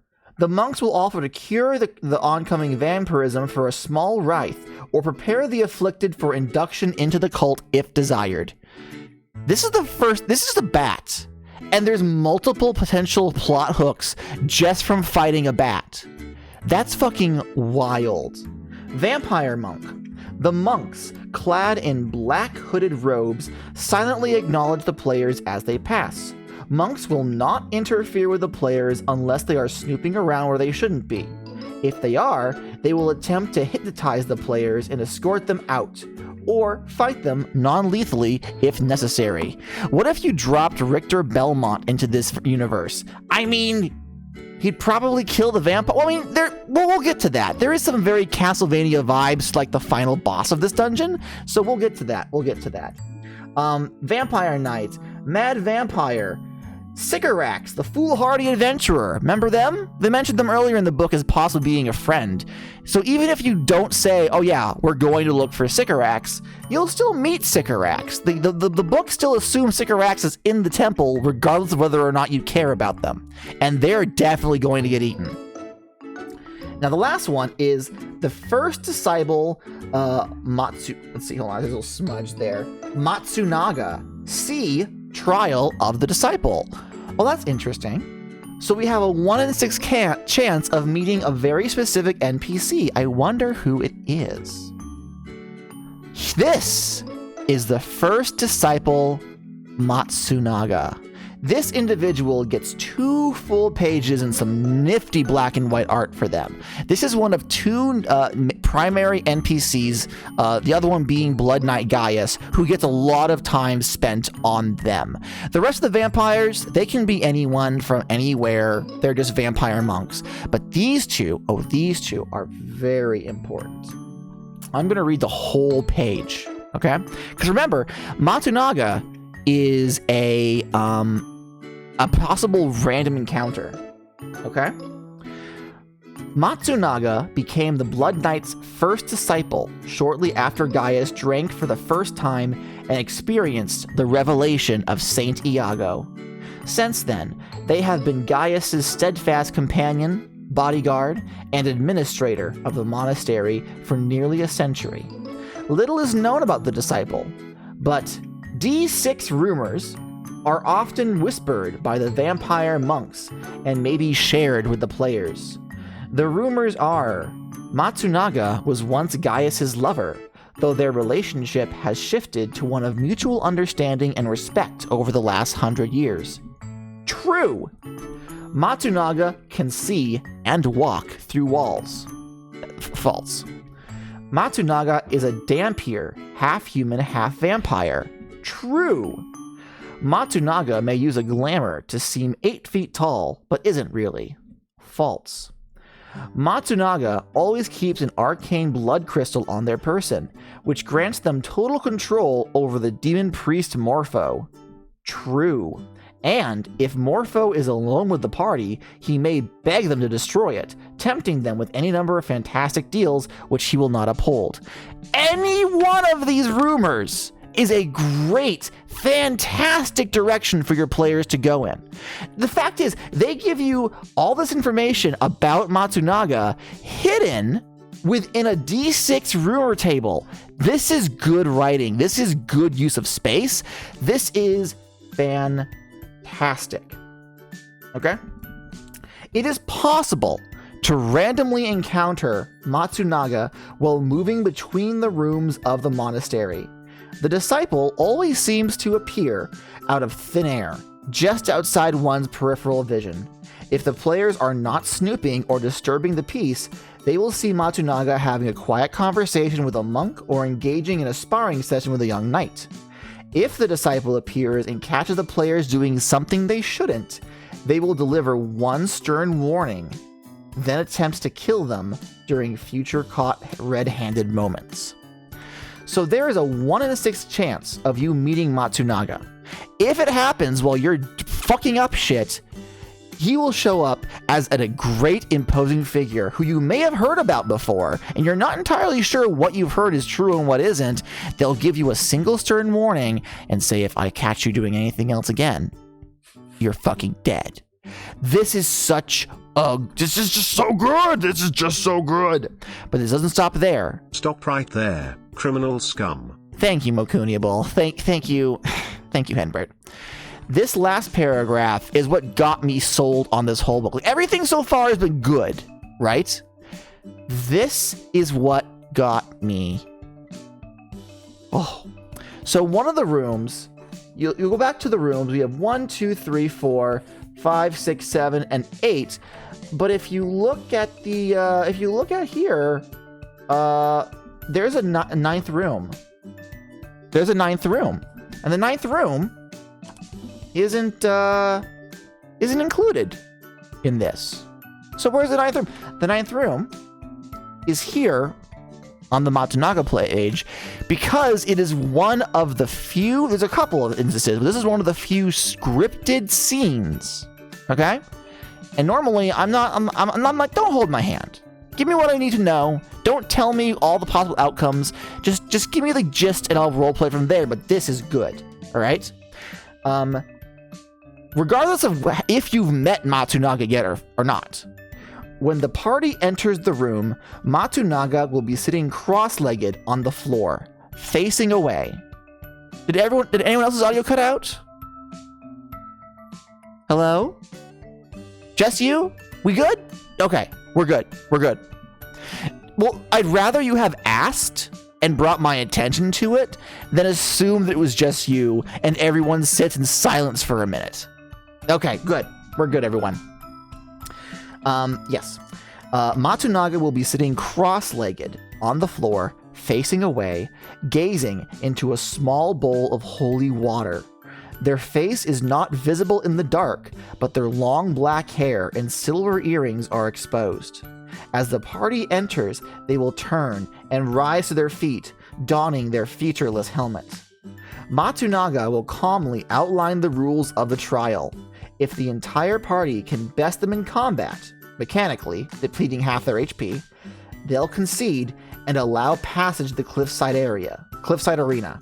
However, they sternly warn, if any one of them uses dishonorable or underhanded tactics, the consequences will be dire. So in order to actually fight Gaius, you have to first prove you're strong enough to defeat the first disciple Matsunaga. This scene tells us so much without telling us anything. The fact that Matsunaga specifically hides their face. The silver earrings? Hello? They're supposed to be a vampire, but they're wearing silver? And they have holy water? That raises more questions than it has answers. And if this is the first time you meet Matsunaga, that is an imposing as fuck meeting. If this is not the first time you've met Matsunaga, if you've encountered Matsunaga before, this is still an incredibly powerful scene as they go from being a roaming possible threat to being a very clear mid-boss for the dungeon. I think this is masterfully done. I'm glad they didn't do scenes like this for every room. I'm glad they didn't pre-described interactions with NPCs in every single room, but this one really sings. I love it. Now, there is stat block. Not really important. There's more lore about how you roleplay him. He barely says anything. He mostly offers you insight to stuff. His movements are calculated and steady. They do not intend to kill the players at first, but are willing to deliver grievous injuries and have no qualms around killing if the players threaten their life. They also have an enchanted blade, the Disciples' Claymore. And it specifies what the Claymore does. So if you want to be an asshole and actually kill Matsunaga here, you can take their fucking sword, and it's a magic item. Like, goddamn. He feels like a hopeless boss fight, like one you're scripted to lose, and you fight them again once you're stronger. Possibly. That's entirely possible. Matsunaga is not a vampire.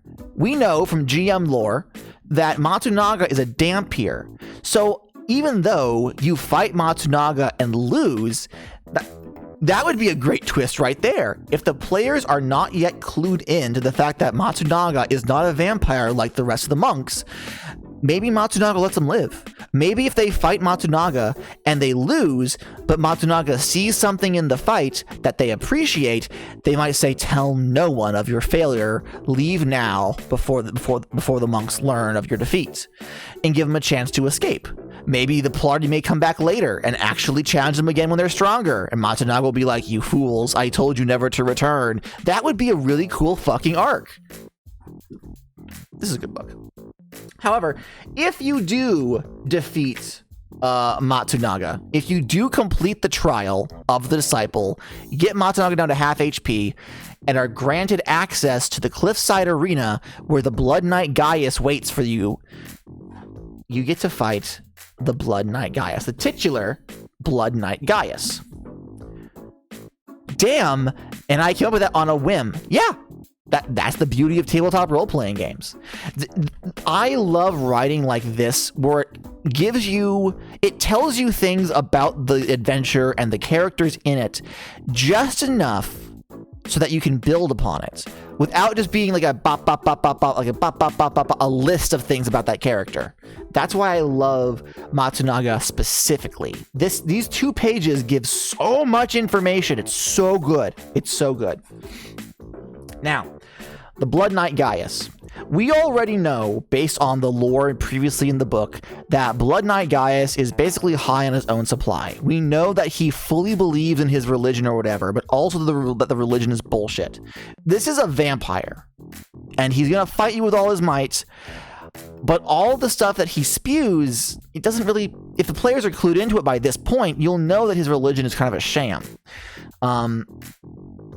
Blood Knight Gaius. This actually starts with his stats, believe it or not. Blood Knight Gaius speaks of strength, honor, and purity in a steady and rumbling baritone. His choice of words is often Shakespearean.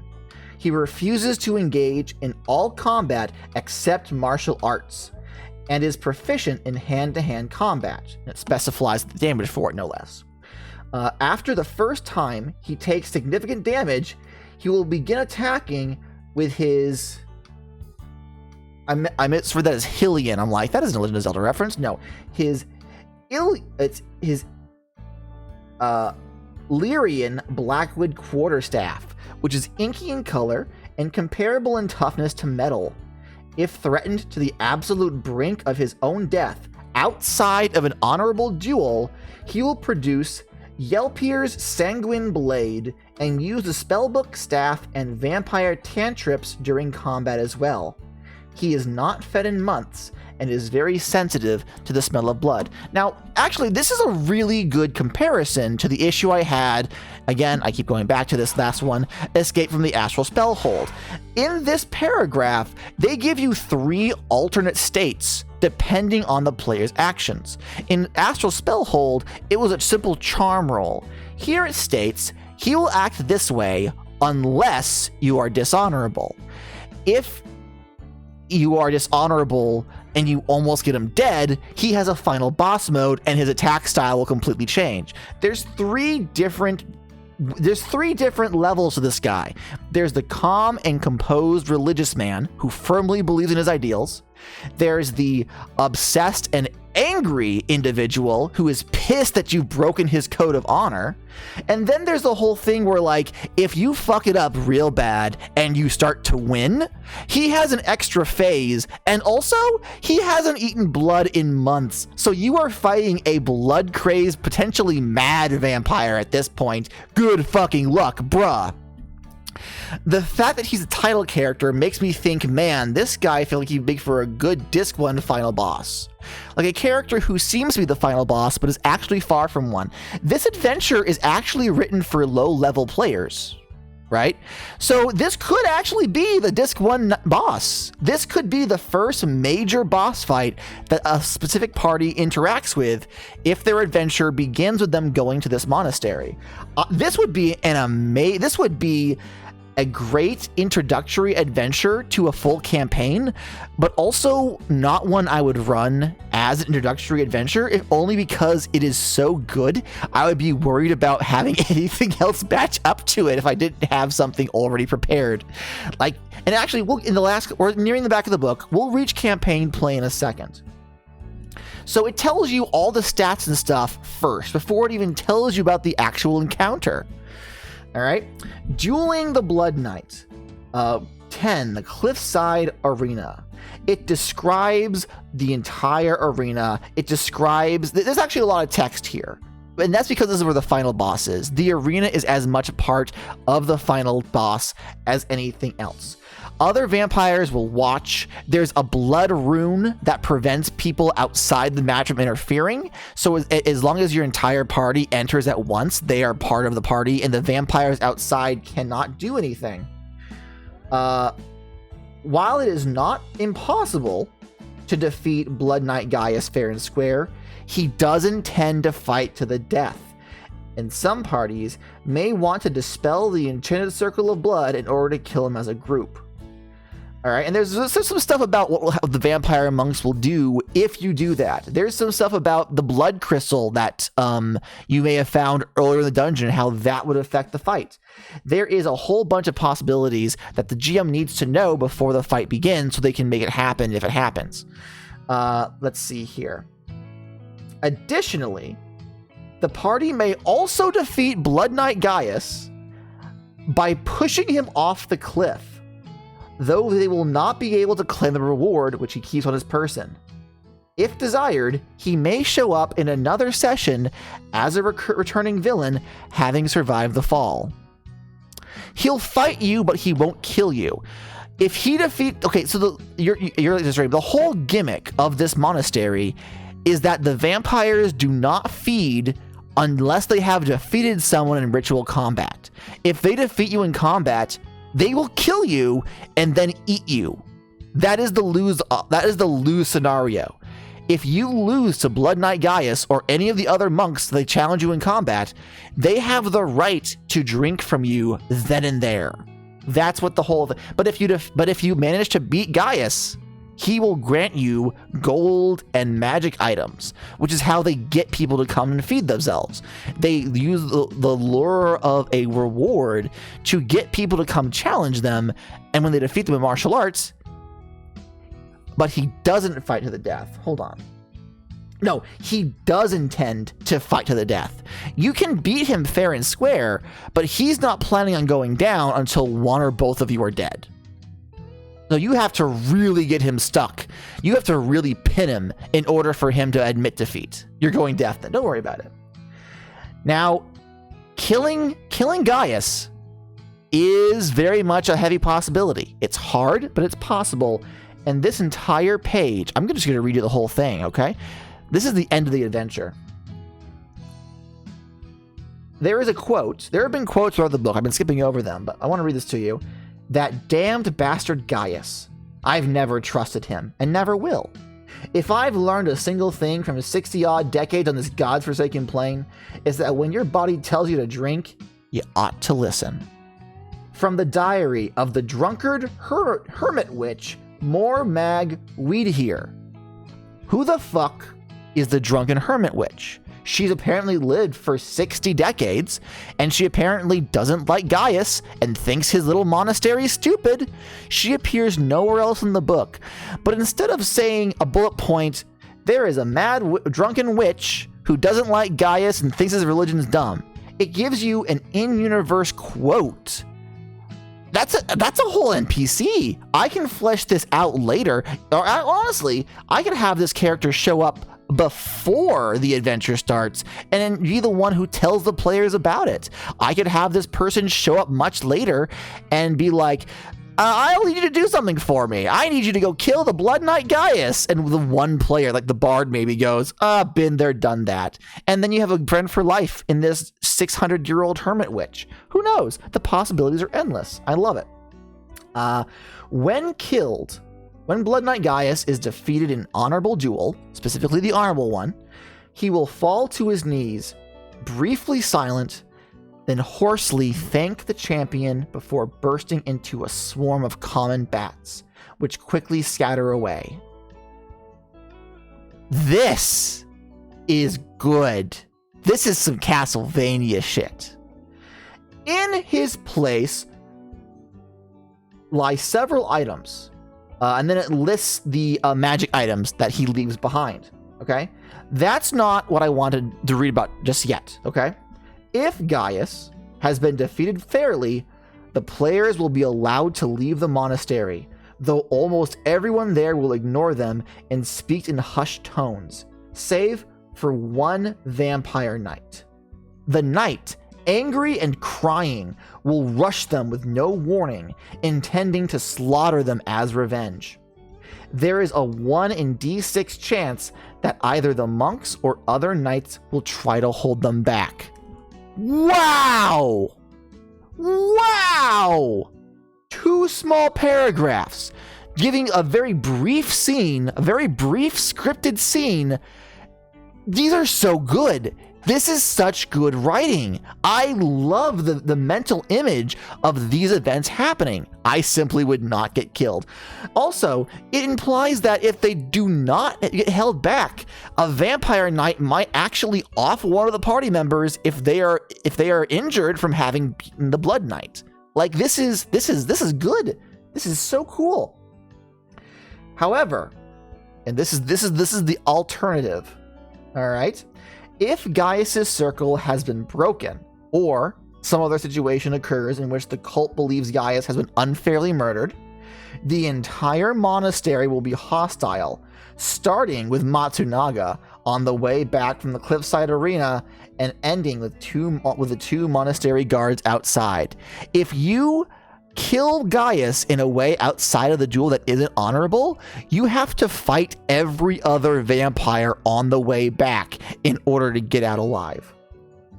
In either case, Matsunaga will ascend to the title of Blood Knight sometime after the players have left the monastery. The reward for defeating them will be double that of Gaius's reward. And if the players eventually return to the monastery for a rematch, the GM should adjust Matsunaga's stats to reflect time spent training and portray the disciples' fighting style as much more brutal. This is so badass. And already it's giving you hooks for further adventures. It straight up says, if you beat Gaius, Matsunaga is there to fight. There's a round fucking 2, and this time they mean business because you killed their ex-lover. There's a chance that if you do it in a way that the rest of the monastery thinks you did unfairly, you have an entire monastery of vampires after your ass. That is such a good adventure. Now, there is... Hey farmer, guess what? What? Chicken butt. Lol. Lamau. Thanks, Henbert. Thanks, Raglan. All right, now we reach the magic items, okay? So, his long black cloak, which has no useful magical effects, but is lined on the inside with an enchanted fabric that appears as a starry night sky. His Lyrian Blackwood quarterstaff, which has d8 damage, a cursed weapon, which will not allow whoever wields it to put it down again until they have mastered it. In this case, use it to fight an honorable duel and won. So there's a cursed item in here. That's cool. The spellbook, Yelpier's... The spellbook, Yelpier's Sanguine Blade, and the spellbook, Vampire Cantrips. I thought you were going to say, has no additional magical effects, but looks cool. That's basically what it is, though. That is basically what it is. And finally, a black velvet pouch containing the promised reward, 500 gold plus 100 times the highest character level in the party. So if the highest character level is like 6, you got yourselves a neat 1100 gold from this on top of the magic items. What I love about this is that aside from the d8 damage and the quarterstaff, none of these items are reliant on a specific game system. There's no saves. There's no specific mention of status effects. They absolutely play to the theming of the magic item without relying on the system that it's written for. And I really enjoy that. I like this a lot. A lot of this is available in other OSR games, so it's not like it's unique, but a lot of times you have an OSR game with a coin flip whether or not it's going to be heavy on the math for a specific system, or so rules light it barely matches, it barely needs to have a game system attached to it. Now, the spellbook of Iago's. Again, these spells do not have any specific mechanics tied to them, but they are very, very, as a wise man once said, nobody said there'd be math. Also, hi, Ren, I see you. Looks cool as its own magical effect. I agree. Let me read you a few of the cantrips, okay? So if you get this spell book, you can just do these things, okay? And also, if you're fighting the Blood Knight, and he reaches the final boss stage, he also can just do these things. So the Vampire Cantrips book. a black pocket-sized book with silver-edged pages. Those who have read from the spell book may employ a number of harmless magic tricks per day equal to their level without having the book in hand. Each of the cantrips are illusions associated with classic movie vampires. The exact effects are up to the GM's discretion, but may include becoming suddenly adept at ballroom dancing, not appearing in mirrors or other reflective surfaces, briefly turning into a common bat which cannot attack, speaking with a perfectly charismatic Transylvanian accent, suddenly disappearing with a flourish of one's cape or cloak, minor levitation, a few inches off the ground, or floating slightly for the last few inches of a non-lethal fall, or shifting to an upright position without using one's muscles as a vampire awakens from their coffin. These are incredibly flavorful, they're not game-breaking, and honestly, they're just fun. They're just fun. They're just fun. There's also a cool-ass Sanguine Blade. There's a Blood Blade. There's a Spellbook of Morthos Fire. This is just cool shit. This is just cool shit. And honestly, even if you aren't going to include this full adventure, having the monastery be ruins that your players investigate where this martial cult used to be and finding these magic items, that would be a whole adventure in and of itself. Like, holy shit. So cool. So cool. Now here's the thing, right? We've already met Matsunaga. We've already fought and killed the Blood Knight Gaius. And we already know that after the adventure ends, Matsunaga ascends to the Blood Knight. This page here, ignore the epilogue for right now. This one page, they use a whole page for this. Quote, "Tonight we suffer, lamenting the loss of our guiding light. Fear not, I am the darkness which remains. And those who dare challenge us cannot see in the dark."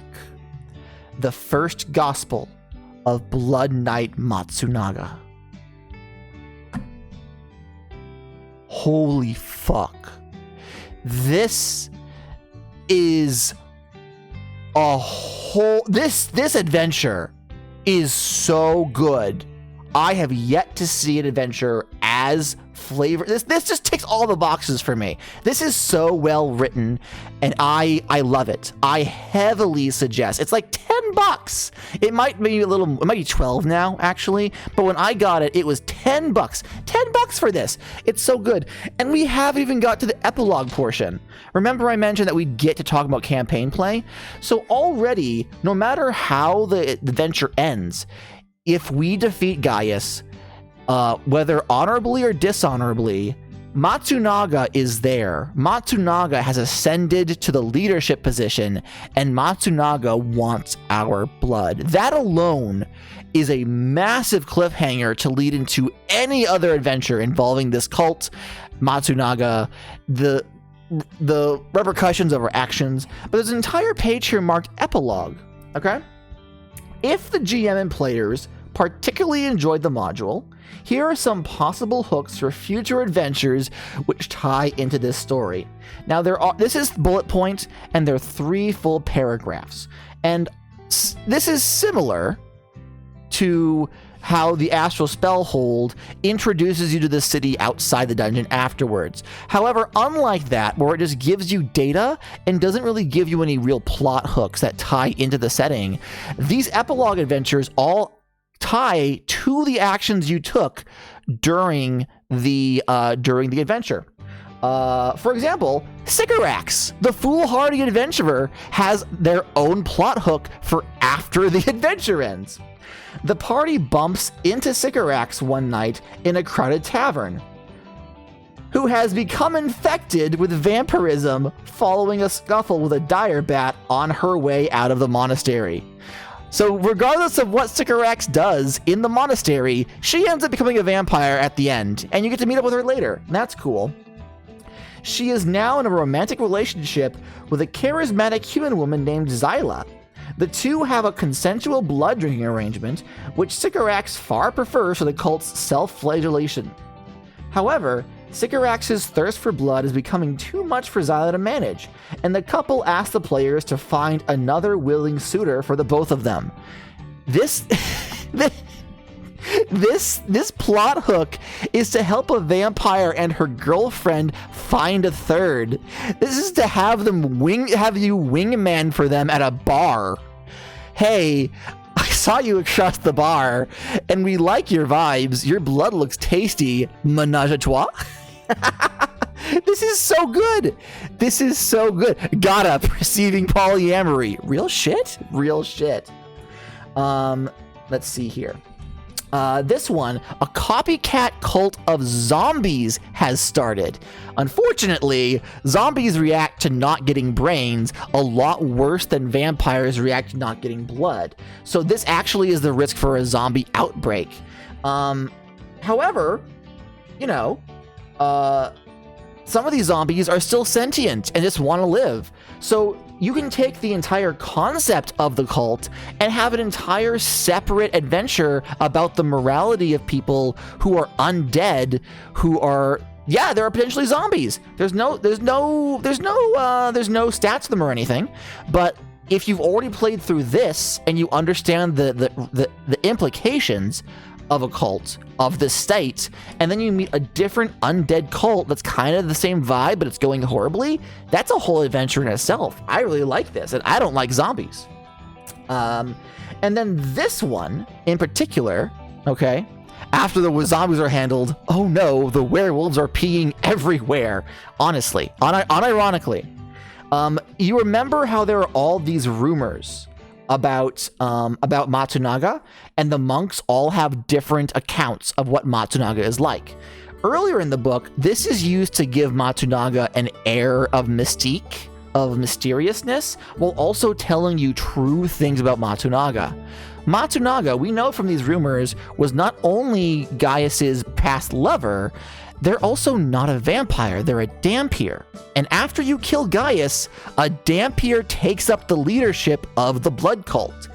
And this plot hook is very specifically about the outcome of that, about people, a scandal arises in the monastery, which has created a schism between the members of the cult.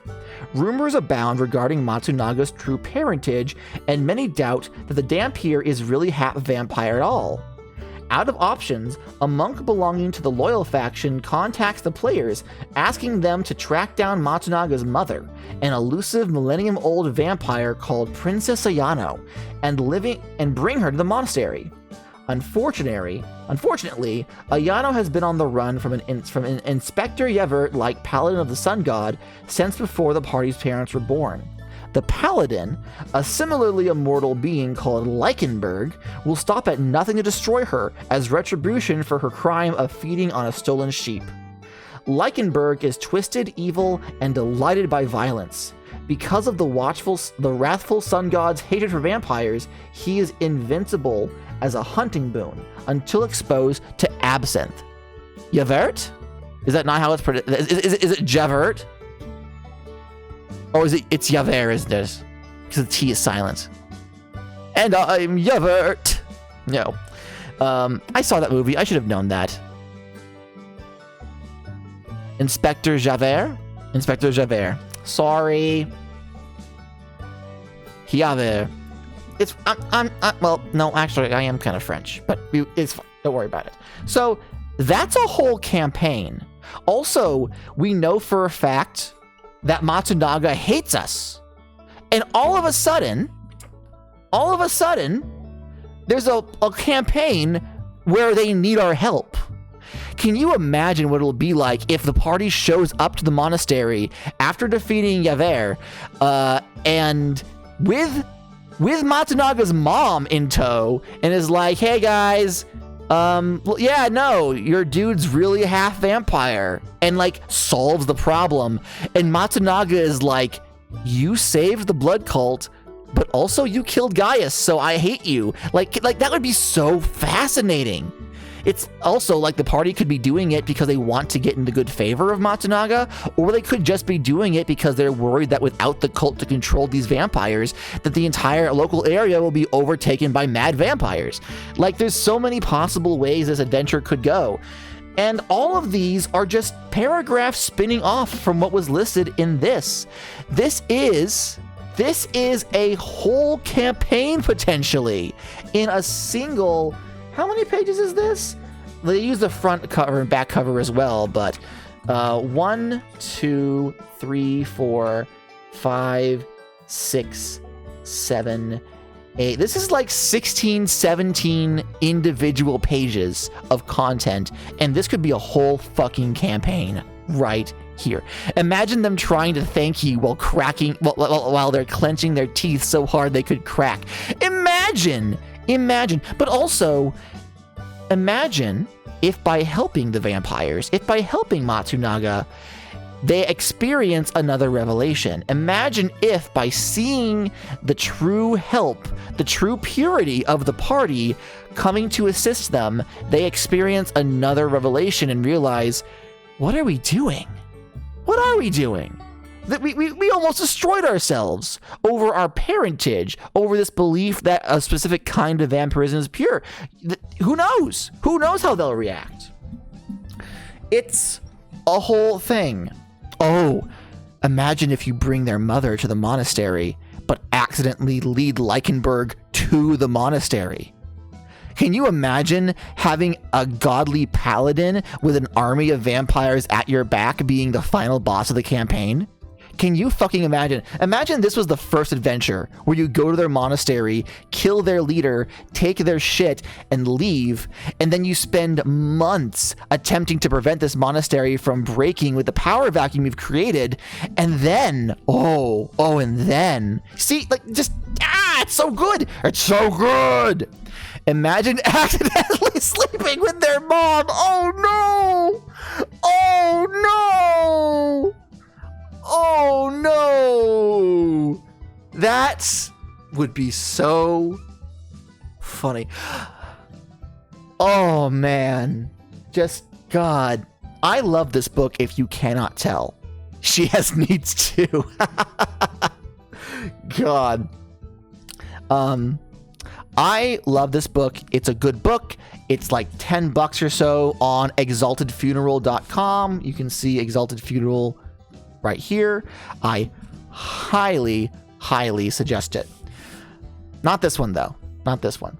If Tegan is still here, thank you, Tegan. These are the 2 books that Tegan donated money to me in order to be able to afford. And actually, if you want to help me get more books, that's not true. We're actually raising for a Digimon game right now, but take it away, Henbert. You can financially support Gada by donating directly via Streamlabs. His beautiful wife desires chicken nuggies and I, for one, will not rest until she has them. For legal purposes, I have to say ask your parents for permission before using their credit card.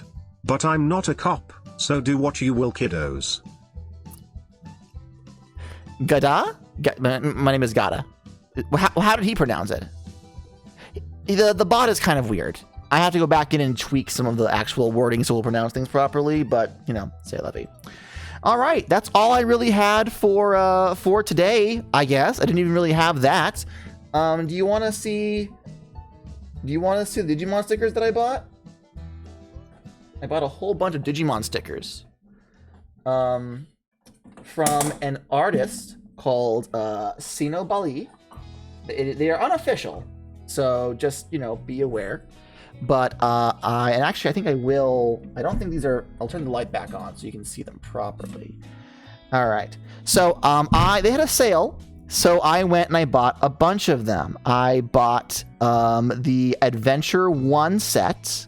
So we have Gomamon, Tentomon, Tailmon. We have Patamon. We have Gabumon. We have Beelmon wanted to hop out there. We have sticker. I hardly even use stickers. And then we have Palmon. These guys are actually a lot larger. So here's like a regular size D6. these stickers are actually really big. These are like a lot larger than I anticipated, which has brought me up to a problem where I don't really know what to use them on. I was going to use it for like my cell phone case, but there's too many of them. Like I can fit maybe 2 if I squeeze them in. This set also came with Garurumon, Ogremon, Edamon, Wizardmon, Leomon, and then very specifically, I'm gonna scoot everyone over so you can see them well. The red-eyed Greymon from the first Digimon movie. This is the one that came from the Koromon that hatched when Hikari and Taichi were little babs. Just itty-bitty little babs. It's very specifically that one. They have another Greymon sticker that I don't have with a different color scheme closer to the actual Greymon that appeared in the TV show. The main difference is the eye color and the line color. So that's really cool. So that's the first set. I also got the Adventure 02 set. Oh, uh-oh. Don't rip. I accidentally stuck 2 together. I don't want to do that. Let's slide them over the way. Greymon, it's short for great. It's supposed to be great, not the color. I got the Digimon Adventure 2. So here is Nefertimon. Here is Flamedramon. Here is Digimon, and this is a bit of a downside. The exact same Tailmon as the Adventure set, which is Greatmon doesn't look like anything. No, like never mind. There's a new Patamon sticker, but they reuse the same Tailmon sticker, unfortunately. Here's Wormmon. Look at him. Look at the boy. Armademon. Then we have Stingmon. Let's lower these a little bit so you can see them all. There we go. Stingmon, with its little wings going. Bzz, bzz, bzz. And we got Vmon. Let's see here. We also got Pegasusmon. And Hawkmon's in here somewhere, but there's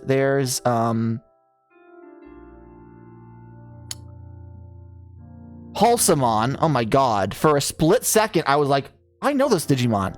I know this Digimon really well. Why don't I know its name? Okay, and here's Hawkmon. Here's Hawkmon. Precious little Hawkmon. I'll just pop it over here.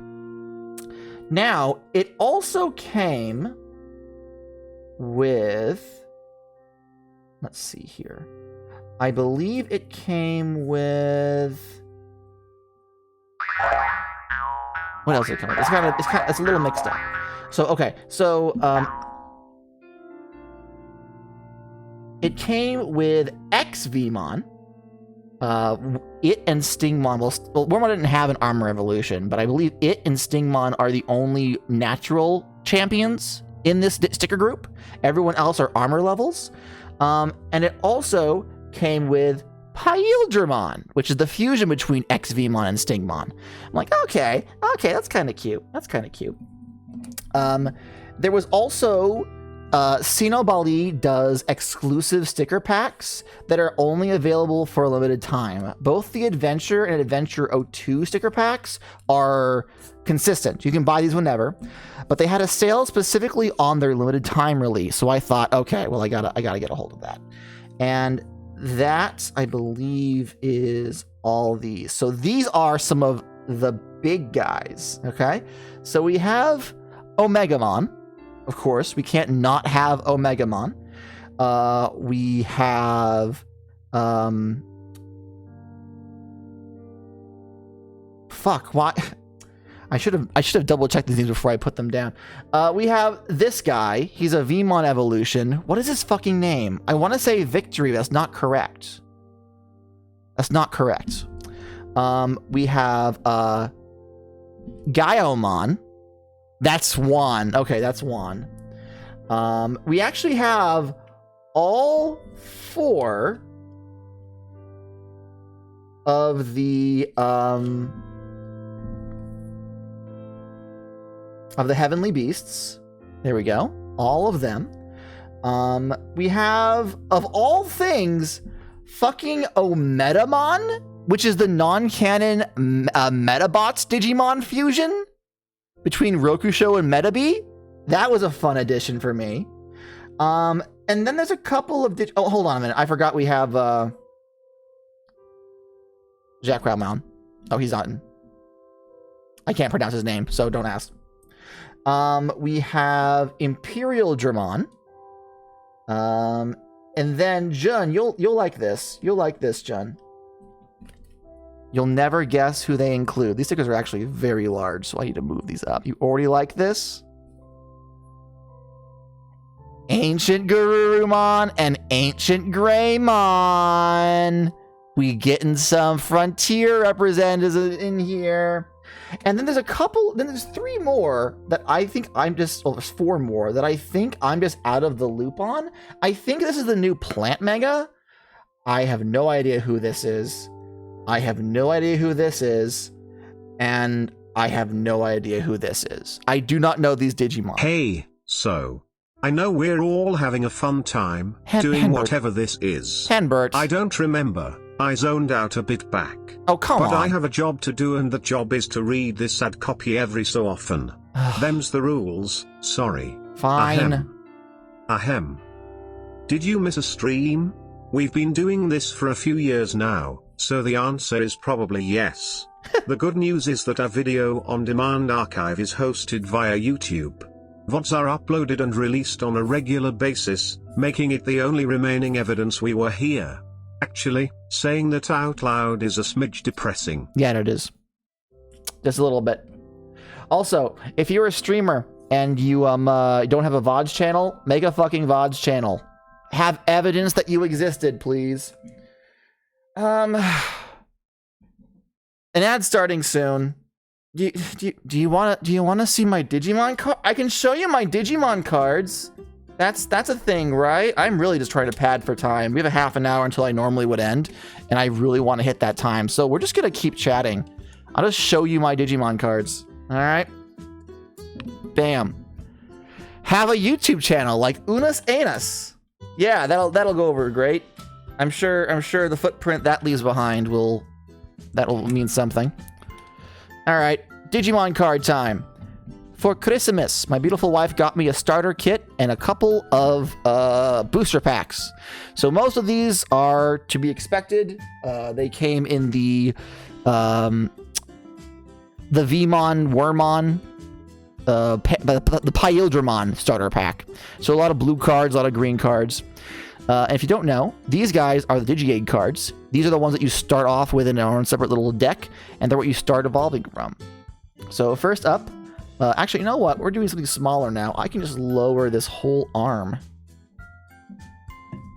Yeah. Yeah, that's probably better. That's probably more legible. Right, everyone? Right?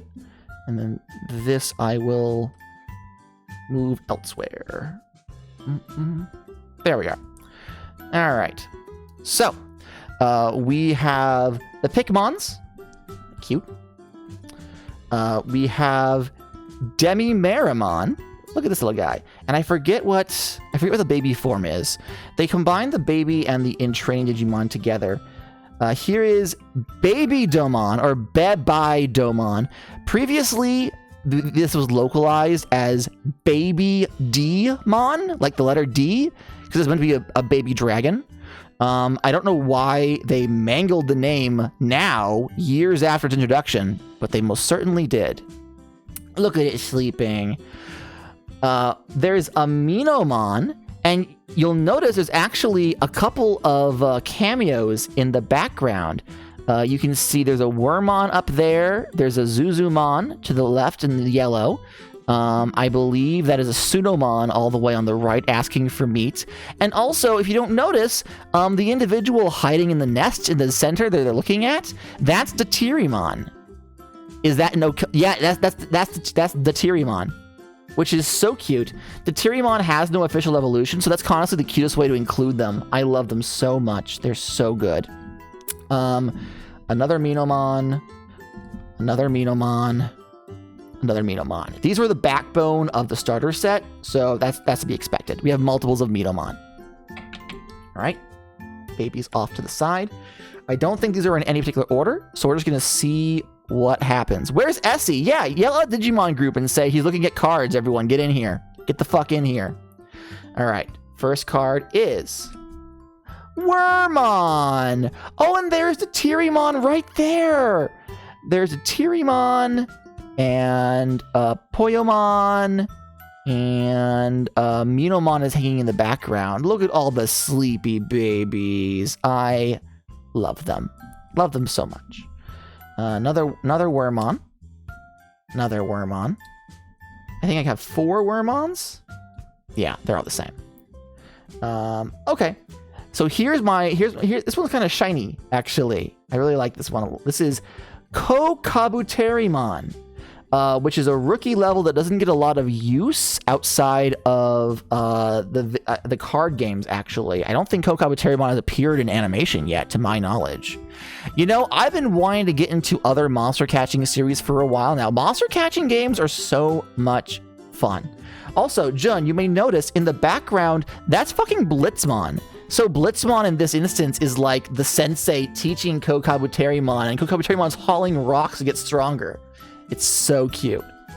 Let's see. I do have 2 of those. I do have 3 of those. I do in fact have 4 of those. Do we have a 5th? No, we do not. Because next up, we have Betamon, the first blue card in the pack.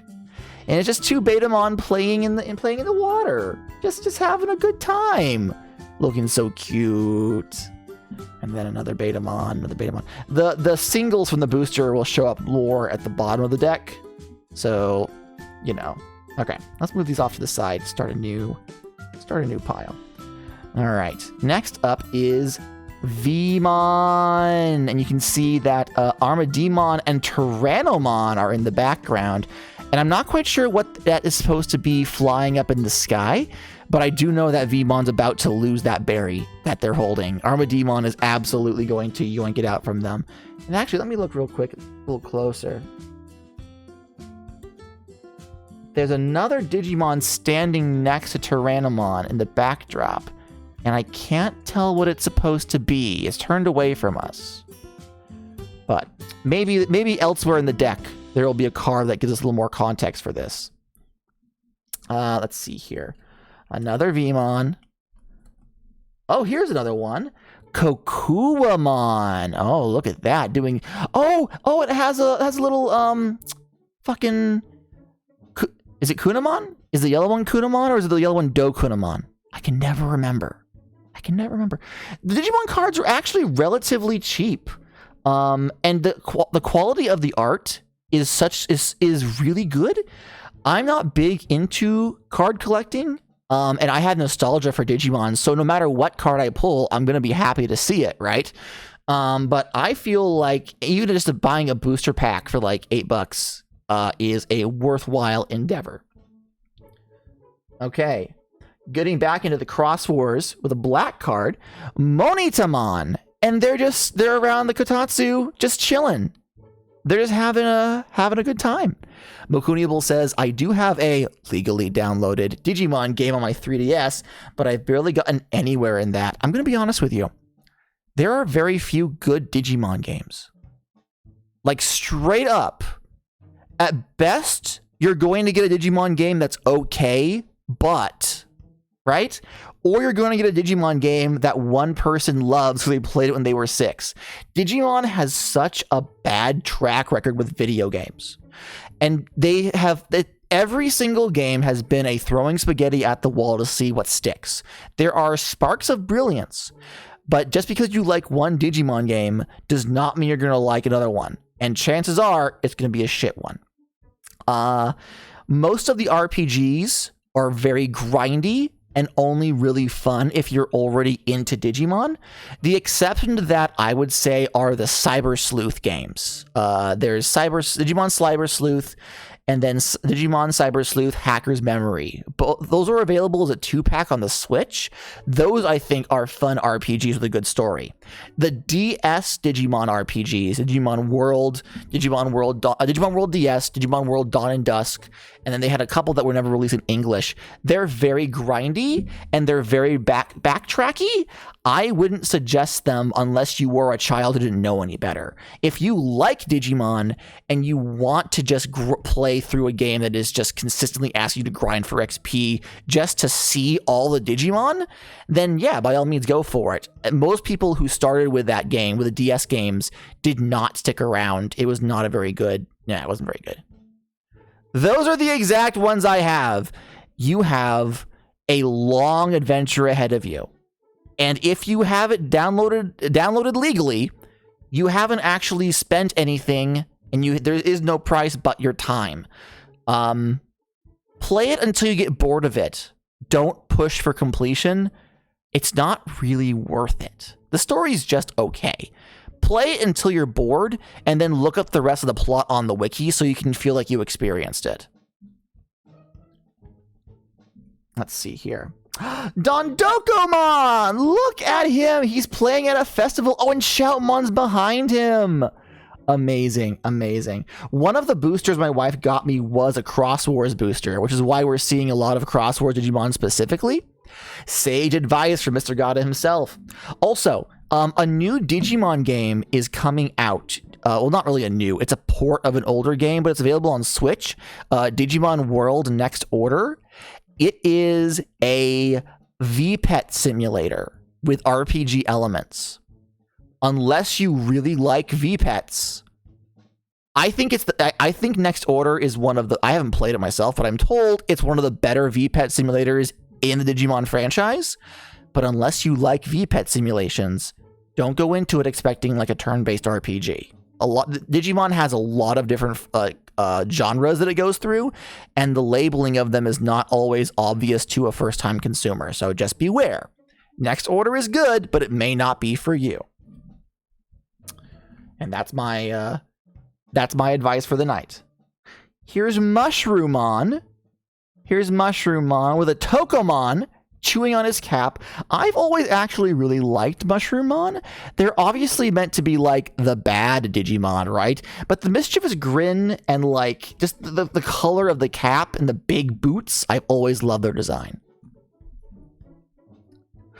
Here's one. Bulokomon. I believe the translation for the fandom until this card was actually more like Blukomon. Bulokomon. Bulukomon. It's basically Blukomon. Blukomon was previously a Chinese exclusive Digimon for a mobile game. I believe this is its first appearance in any media outside of China.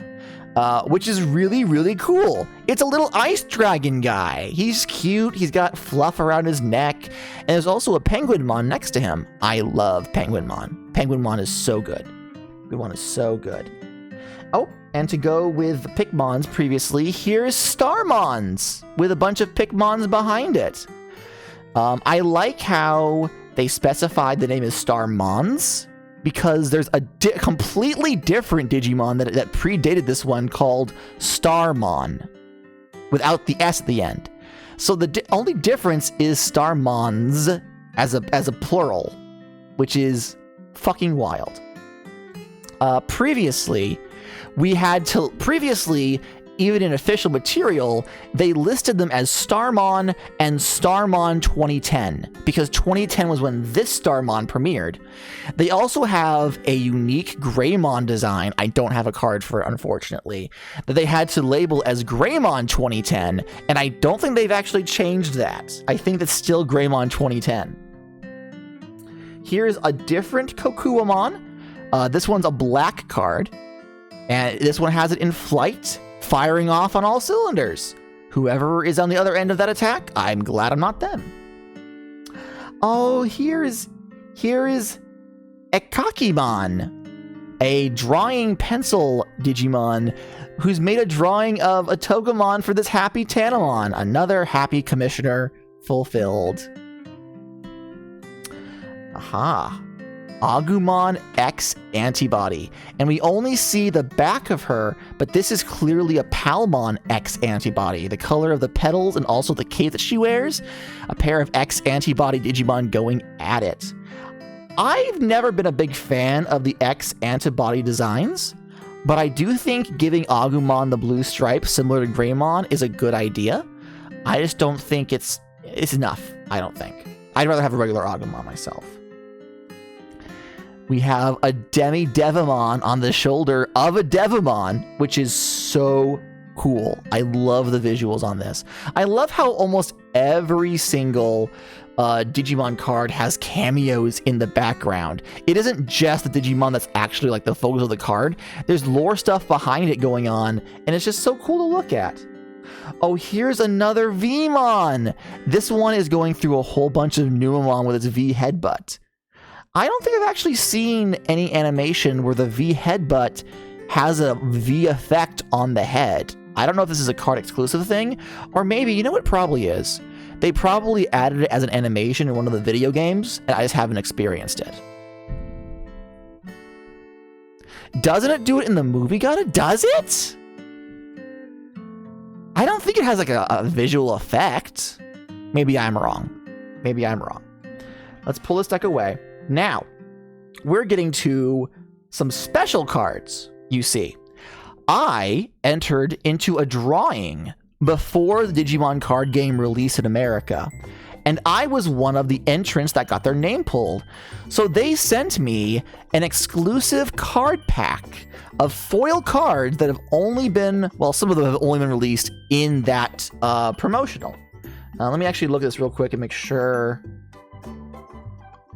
Yeah, no, these are specific promotional cards. So here is Holographic Patamon. I don't think the art is actually different from the original Patamon card. I don't have the original to compare, but there is text along the side you can see in that little black squiggles where it specifies that this is not for sale, and it's listed as a P005 for promotional. This is not a promotional card. Here's Psychmon, and it has a Sunomon, and some baby Digimon behind it. I think this is a really cute card. He's a big chunky baby. I've only ever seen Psychmon as like the evil Gabumon. So seeing him be a chunky baby smiling with big eyes, I really like this. Its chest design is kind of skull-like. Yes, it is. Is that normal? For Psychmon, I believe so. I believe that's the gimmick for Psychmon. It's like the virus version of Gabumon back before they allowed Digimon to just have different data types without changing their entire look. Okay, another promotional. It's Biomon using Spiral Twister. Another shiny. This is P002. And here's the... actually, I'll hold this one back until we see the other promotional cards. I'll hold on this one back. I promise. We'll see in a second. Here's a promotional Gabumon. Look at how cool this boy is with the holographic explosions behind him. Aw, yeah. Aw, yeah. So good. Here, this is one of my favorites of the batch. The holographic Gomamon. The light blue of the ocean with the silver of the outline makes this card really fucking pop. I love this one the most. Let's see. I'm gonna hold off on that. There's one more. All right. Well, this is the card, the business card of the individual I got those stickers from, Sino Bali. Please go look them up. You can buy their stuff. They also do Digivice suckers and also keychains, so definitely give them a look. These are the instructions to how to play the game that came with the starter pack. So you have all the rules right there. And also this game uses a counter system. So what you do is you have both Pyldramon and Dinobemon, and you set them like this, to connect like this, so that both you and your opponent have counters facing you. So one of you is the Pyodramon player and one of you is the Dynamon player, which is very, very cool. Very, very cool. Now I'm looking for...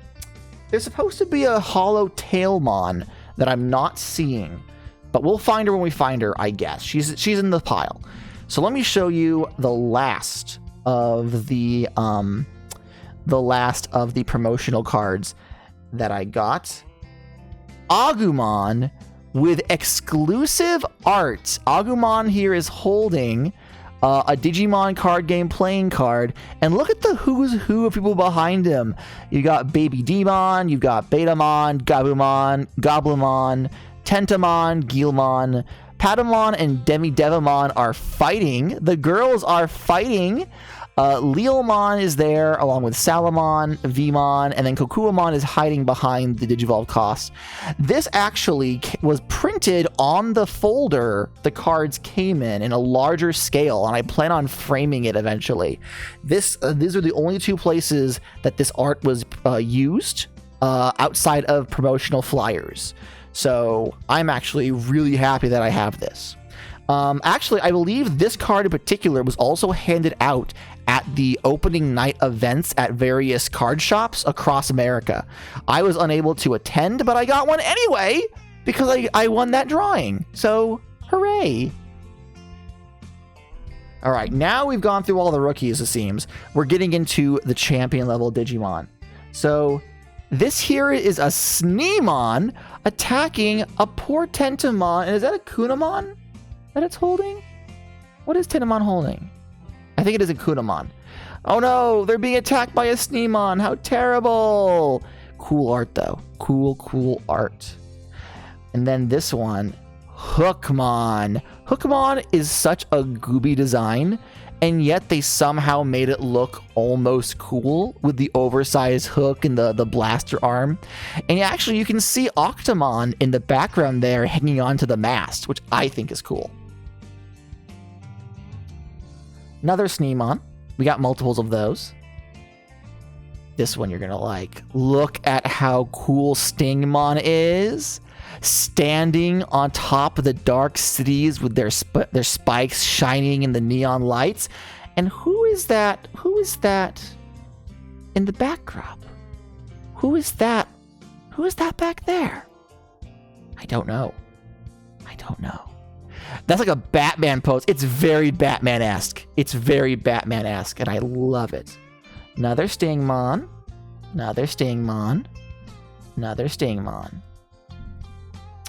All right.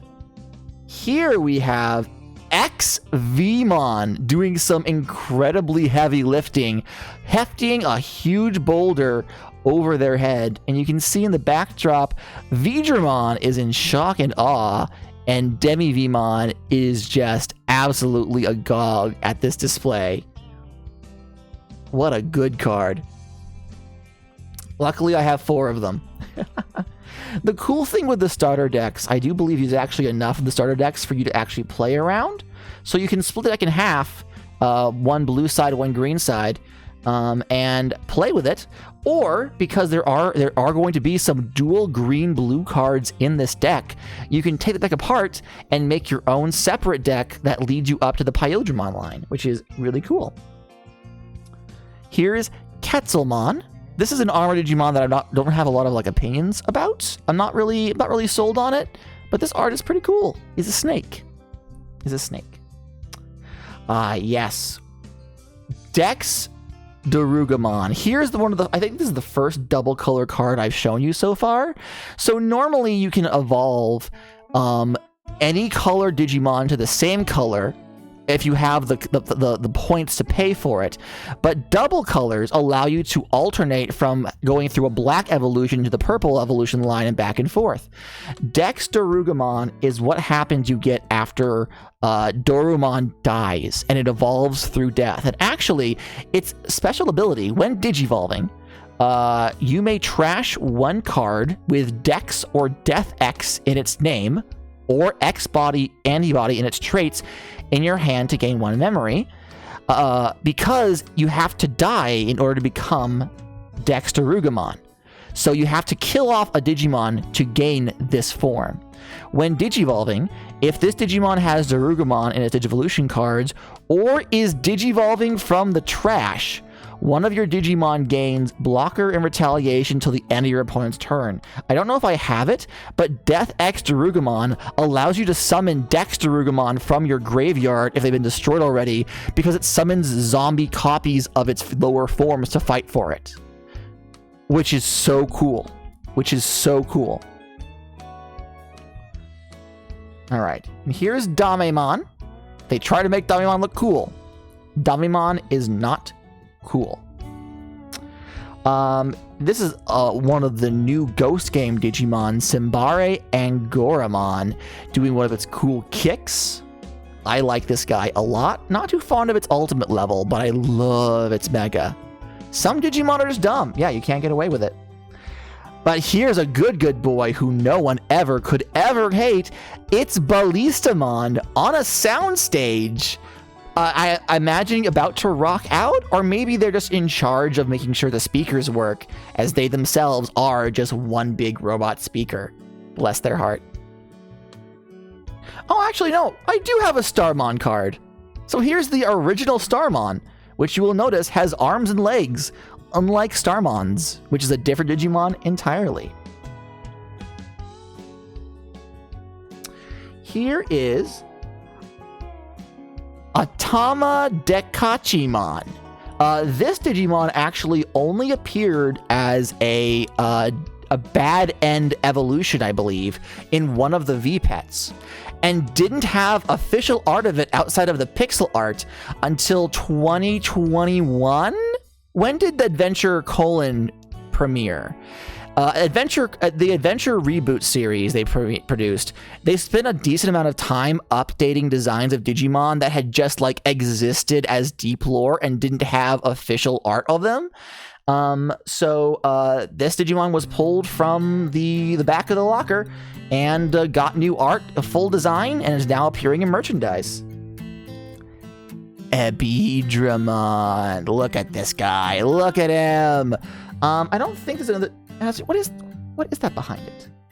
Is that another Digimon? Or is it just the waves, the ocean? I can't tell. It might be something behind it. That made a dumb design look cool.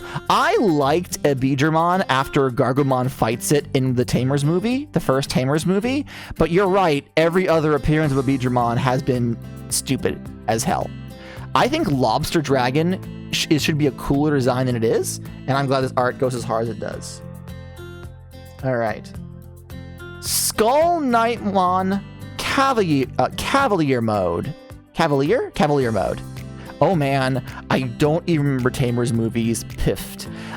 It's the one where they go on a tropical vacation. It's actually not the first movie, it's the second movie. There were 3 of them, I believe. Were there 3 of them, or am I mistaken? Which one had Omegamon show up? I don't remember. Anyway, tropical vacation with a train ride. No, train ride was a different movie. You don't know Tamers. That's fine. It's fine.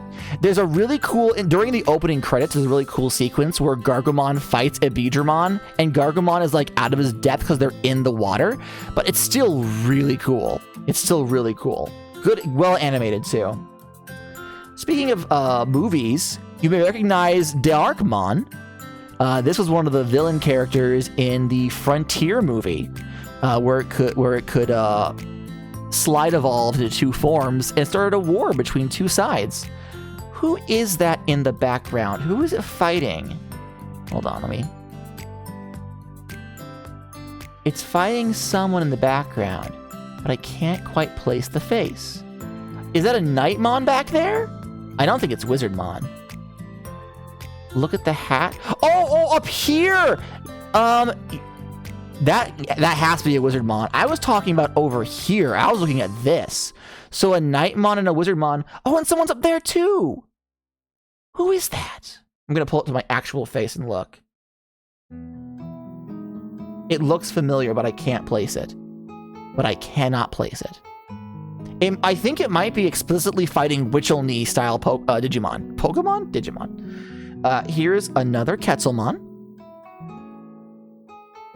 Ah, here is Kyubimon. And if you are particularly eagle-eyed, you'll notice that there's a Yokomon just off-screen, which is really interesting because they're normally at odds with each other, but they're just kind of chilling. They're at a festival. It might even be the same festival that Dondokomon, quite a few cards back, was playing the drums at. Who knows? All right, let's see. We're only halfway through the stack. I hope you guys are enjoying this. Ooh, another holo. This one I pulled from the X Evolution booster pack. It's another holo, so it has a bit of shimmer. It's Gulus Gamamon. Look how imposing it is. The red glow outline around the head crest. Hello, baby boy. Bad baby boy. And this is one of the holos that I pulled out of the Cross Wars, fittingly enough. Shoutmon Cross 4. I don't think anyone else is cameoing in this, but that's fine, because there's at least 3 Digimon already in there. Well, more than that if you include, actually, 1, 2, 3, 4, 5, 6, 7, 8. There's a number of Digimon. There's a number of Digimon in there. Oh, here it is. Here's the Tailmon, or the Gatomon. This is the other promotional card. And I like how Salamon's in the backdrop, like, wow, you're so cool! As Gatomon does a cat punch, a Neko punch towards the screen. Now, here's a Digimon that I was in the minority enjoying for years. Jewel Beamon was the natural ultimate for Stingmon. But because of how Adventure 02 went, it only showed up in the card games and I think a couple of the V-Pets. Before we got new art of Jewel Beamon, the standard stock art was really kind of gross. And most people I talked to were like, you like Jewel Beamon? But I love Jewel Beamon. You can see it's got a spear in the offhand. Its 2 antennae go back to like a electric point. And it has all these weird bug orbs all over its body. You like Jewel Beamon because it's Sentai. It is very much Sentai. And you only see the point of it, but that has a whole pauldron on its arm. So it's like a spear and shield fighter, which I think is cool. And luckily, I have a number of them because they came in the starter pack. I don't know why I wasn't expecting Jewel Beamon when I opened the starter pack, but alas. And speaking of evolutions of Stingmon, we have a holo. Is it holo or foil? I forget. I don't think there's a difference in this game in particular, but someone out there who's into cards will be like, that's not a holo card, that's foil, you fool. Dino Beamon. And what's really interesting, this Digimon gets 1000 DP for each of its colors.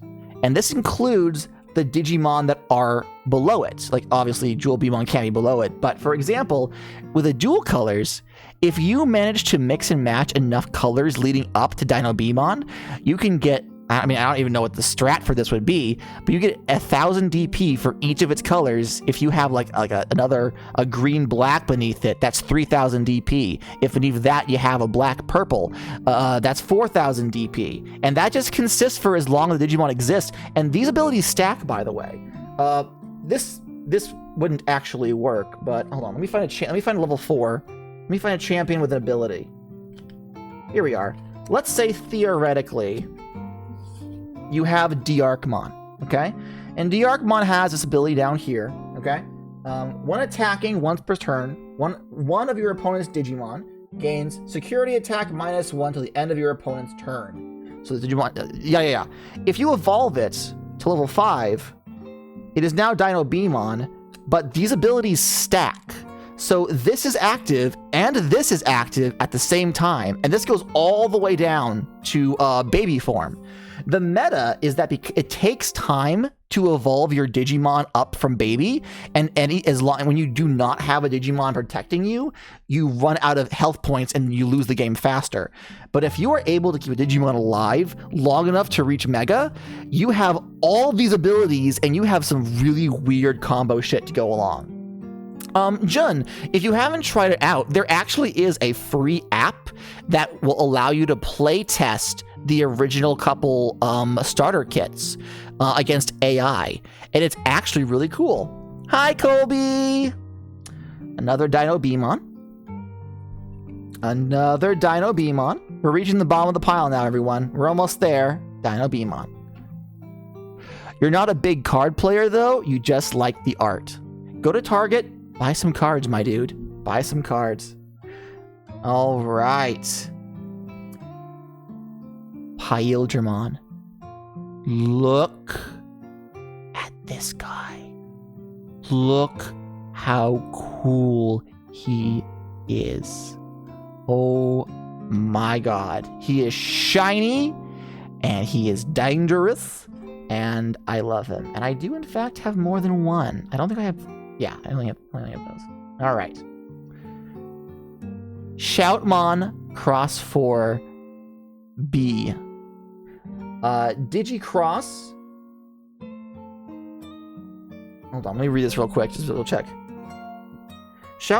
When you have Shoutmon Cross 4 X Beelzemon, when you would play this card, you may place the specified cards from your hand battle area under it.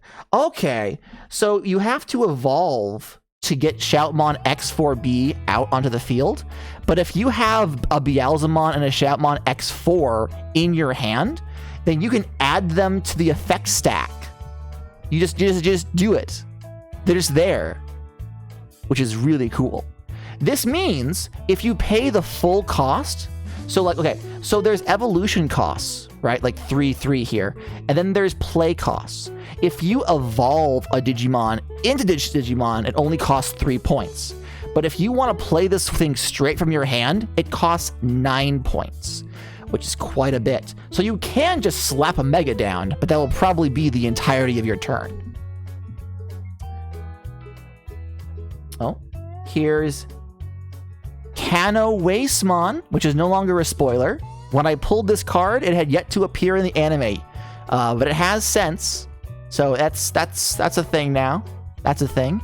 Big spooky dragon. Master Tyrannomon. I don't know why this Digimon is a red-green card. I'm not going to argue about it, but I never thought... Is that Gamamon's Evo? Yeah. Yeah, this is one of Gamamon's Evos. This is the ultimate before its final form, I believe. I actually think this is better than the final form, but Master Tyrannomon, who I know from Digimon World 3 specifically. Loader Leomon. Look at this guy. I remember when both Loader Leomon and Leolmon were introduced to the franchise. I was thrilled because finally I had a good evolution for Mach Leomon. Mach Leomon being the natural evolution of Grismon. So like finally I have a full decent line for Bearmon. Except he's still a lion, so we'll have to work on that. Here is Asuramon, who I'm not a big fan of, but, you know, he's cool enough.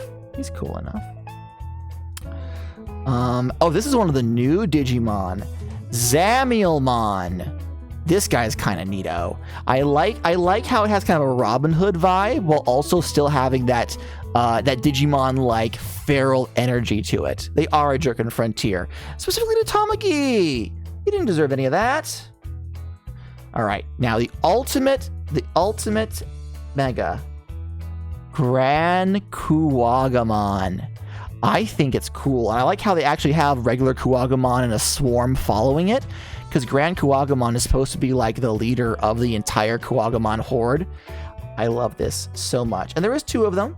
This is the expected line end for Dino Beamon. So we have a couple of them. Comes in the starter kit. I had more than I expected. And now, for Pyildrammon's evolution, Imperial Dramon Dragon Mode. Look at the shine on that power, on that laser charge. Look how beautiful this is. Hell fucking yeah. And I have a couple of these because of the starter pack vibe. All right. Bancho Mamemon, which I think is really cool art. Even though the outline is silver, because of the golden glow behind him, like the sun setting, how manly of him, it makes the whole card appear kind of gold to me, which is really nice. This one is Surfymon. For those of you who are still watching, who don't know Digimon, Surfymon was originally a contest winner. A kid designed this Digimon out of crayon, sent it in, and it was chosen to become an official Digimon card. And to this day, Surfymon still shows up almost only in cards. I don't think he's been in anything else. There's a neat little trivia. You can tell that he was made by a child, though. Too many spikes, basically a Mega Man character. Yeah, it was really neat. This was one of the other follows that I pulled from the X antibody card. Oh, my beautiful wife is here. Hello. Welcome back. How was book club? It was good. Can I have kiss?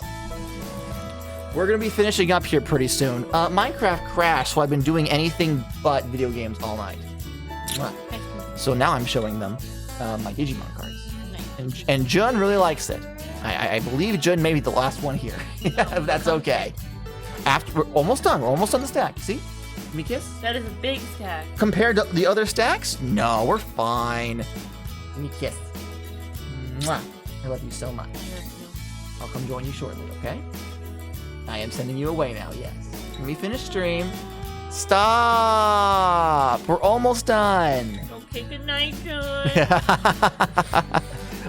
Oh, you big baby. One more kiss.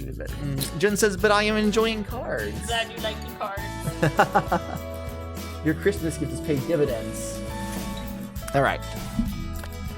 Let's quickly finish this up so my beautiful wife isn't left alone forever to waste away. But yes, Alphamon. Really cool pull. And now I think we're out of Digimon now and we're getting into the option cards. The option cards are cool because they don't have to, they have cool Digimon on them. You heard Jessica wham. They have cool Digimon on them, but they're not necessarily about the Digimon. So like this card's called Flower Cannon. Way to make Lilymon look cool. It's not easy to do, I'll be honest with you. I don't really like the design terribly much. But this is neato. You get to show off cool Digimon without needing to actually theme them to your deck. And I have a couple of these. These came with the starter kit. 4 of these. Hell Masquerade, which shows off more of Dino Beamon and also the after images. Oh man, it's cool. It's cool. And once again, I have 4 of these. I should have something more to say than it's cool, but it's just cool. And as if one card of Imperial Dramon Dragon Mode blasting people to smithereens wasn't bad enough, we have another one called Megadeth. Isn't that wild? Megadeth! Which reminds me, Gato, when is the monthly event going to be updated in our Digimon RP? Start of March. I didn't want to do it middle of the month because I said I was alive and then I haven't posted in a week anyway, so... This is art of one of the new plant megas using Grandale Sol. I think the plant mega looks cool. I don't recall their name, though. Oh, what's this one? What Digimon is this? This was actually the main villain in the first Tamer movie. This card is Eye of the Gorgon. Look at the tongues coming out of its sides. Hate that. Hate that very much. Hate that so much. Vamdemon looking shit. Yeah. This one isn't an attack. It's called Attack of the Heavy Mobile Digimon. We've got Chaos Dramon, we've got Saint Gargamon. We have one of the new Machine Digimon from the last Z wave of V-Pets that I have not memorized. But that's really cool. I like cards where they combine different Digimon that you normally wouldn't see together. It's not an attack, but it's called attack. Yeah, you get it. You get it. Oh, this one's fun. This one's really fun. This Miss Memory Boost is a direct reference to Digimon World 1. In the Misty Forest, there is a Cherrymon, and you can train near them, and it'll massively boost the intelligence of your Digimon. But you have to get there in order to use it.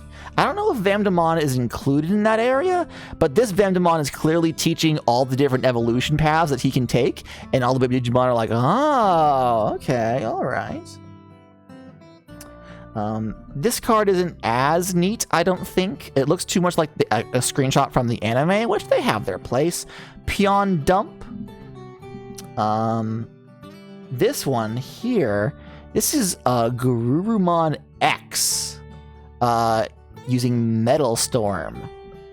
Again, not a big fan of a lot of the X Digimon designs, but I see a cool attack when I see it. And now we're getting to the Tamer card. So I have Zenjiro Tsurugi. I don't actually know how to pronounce his name. We have Meiko Mochizuki.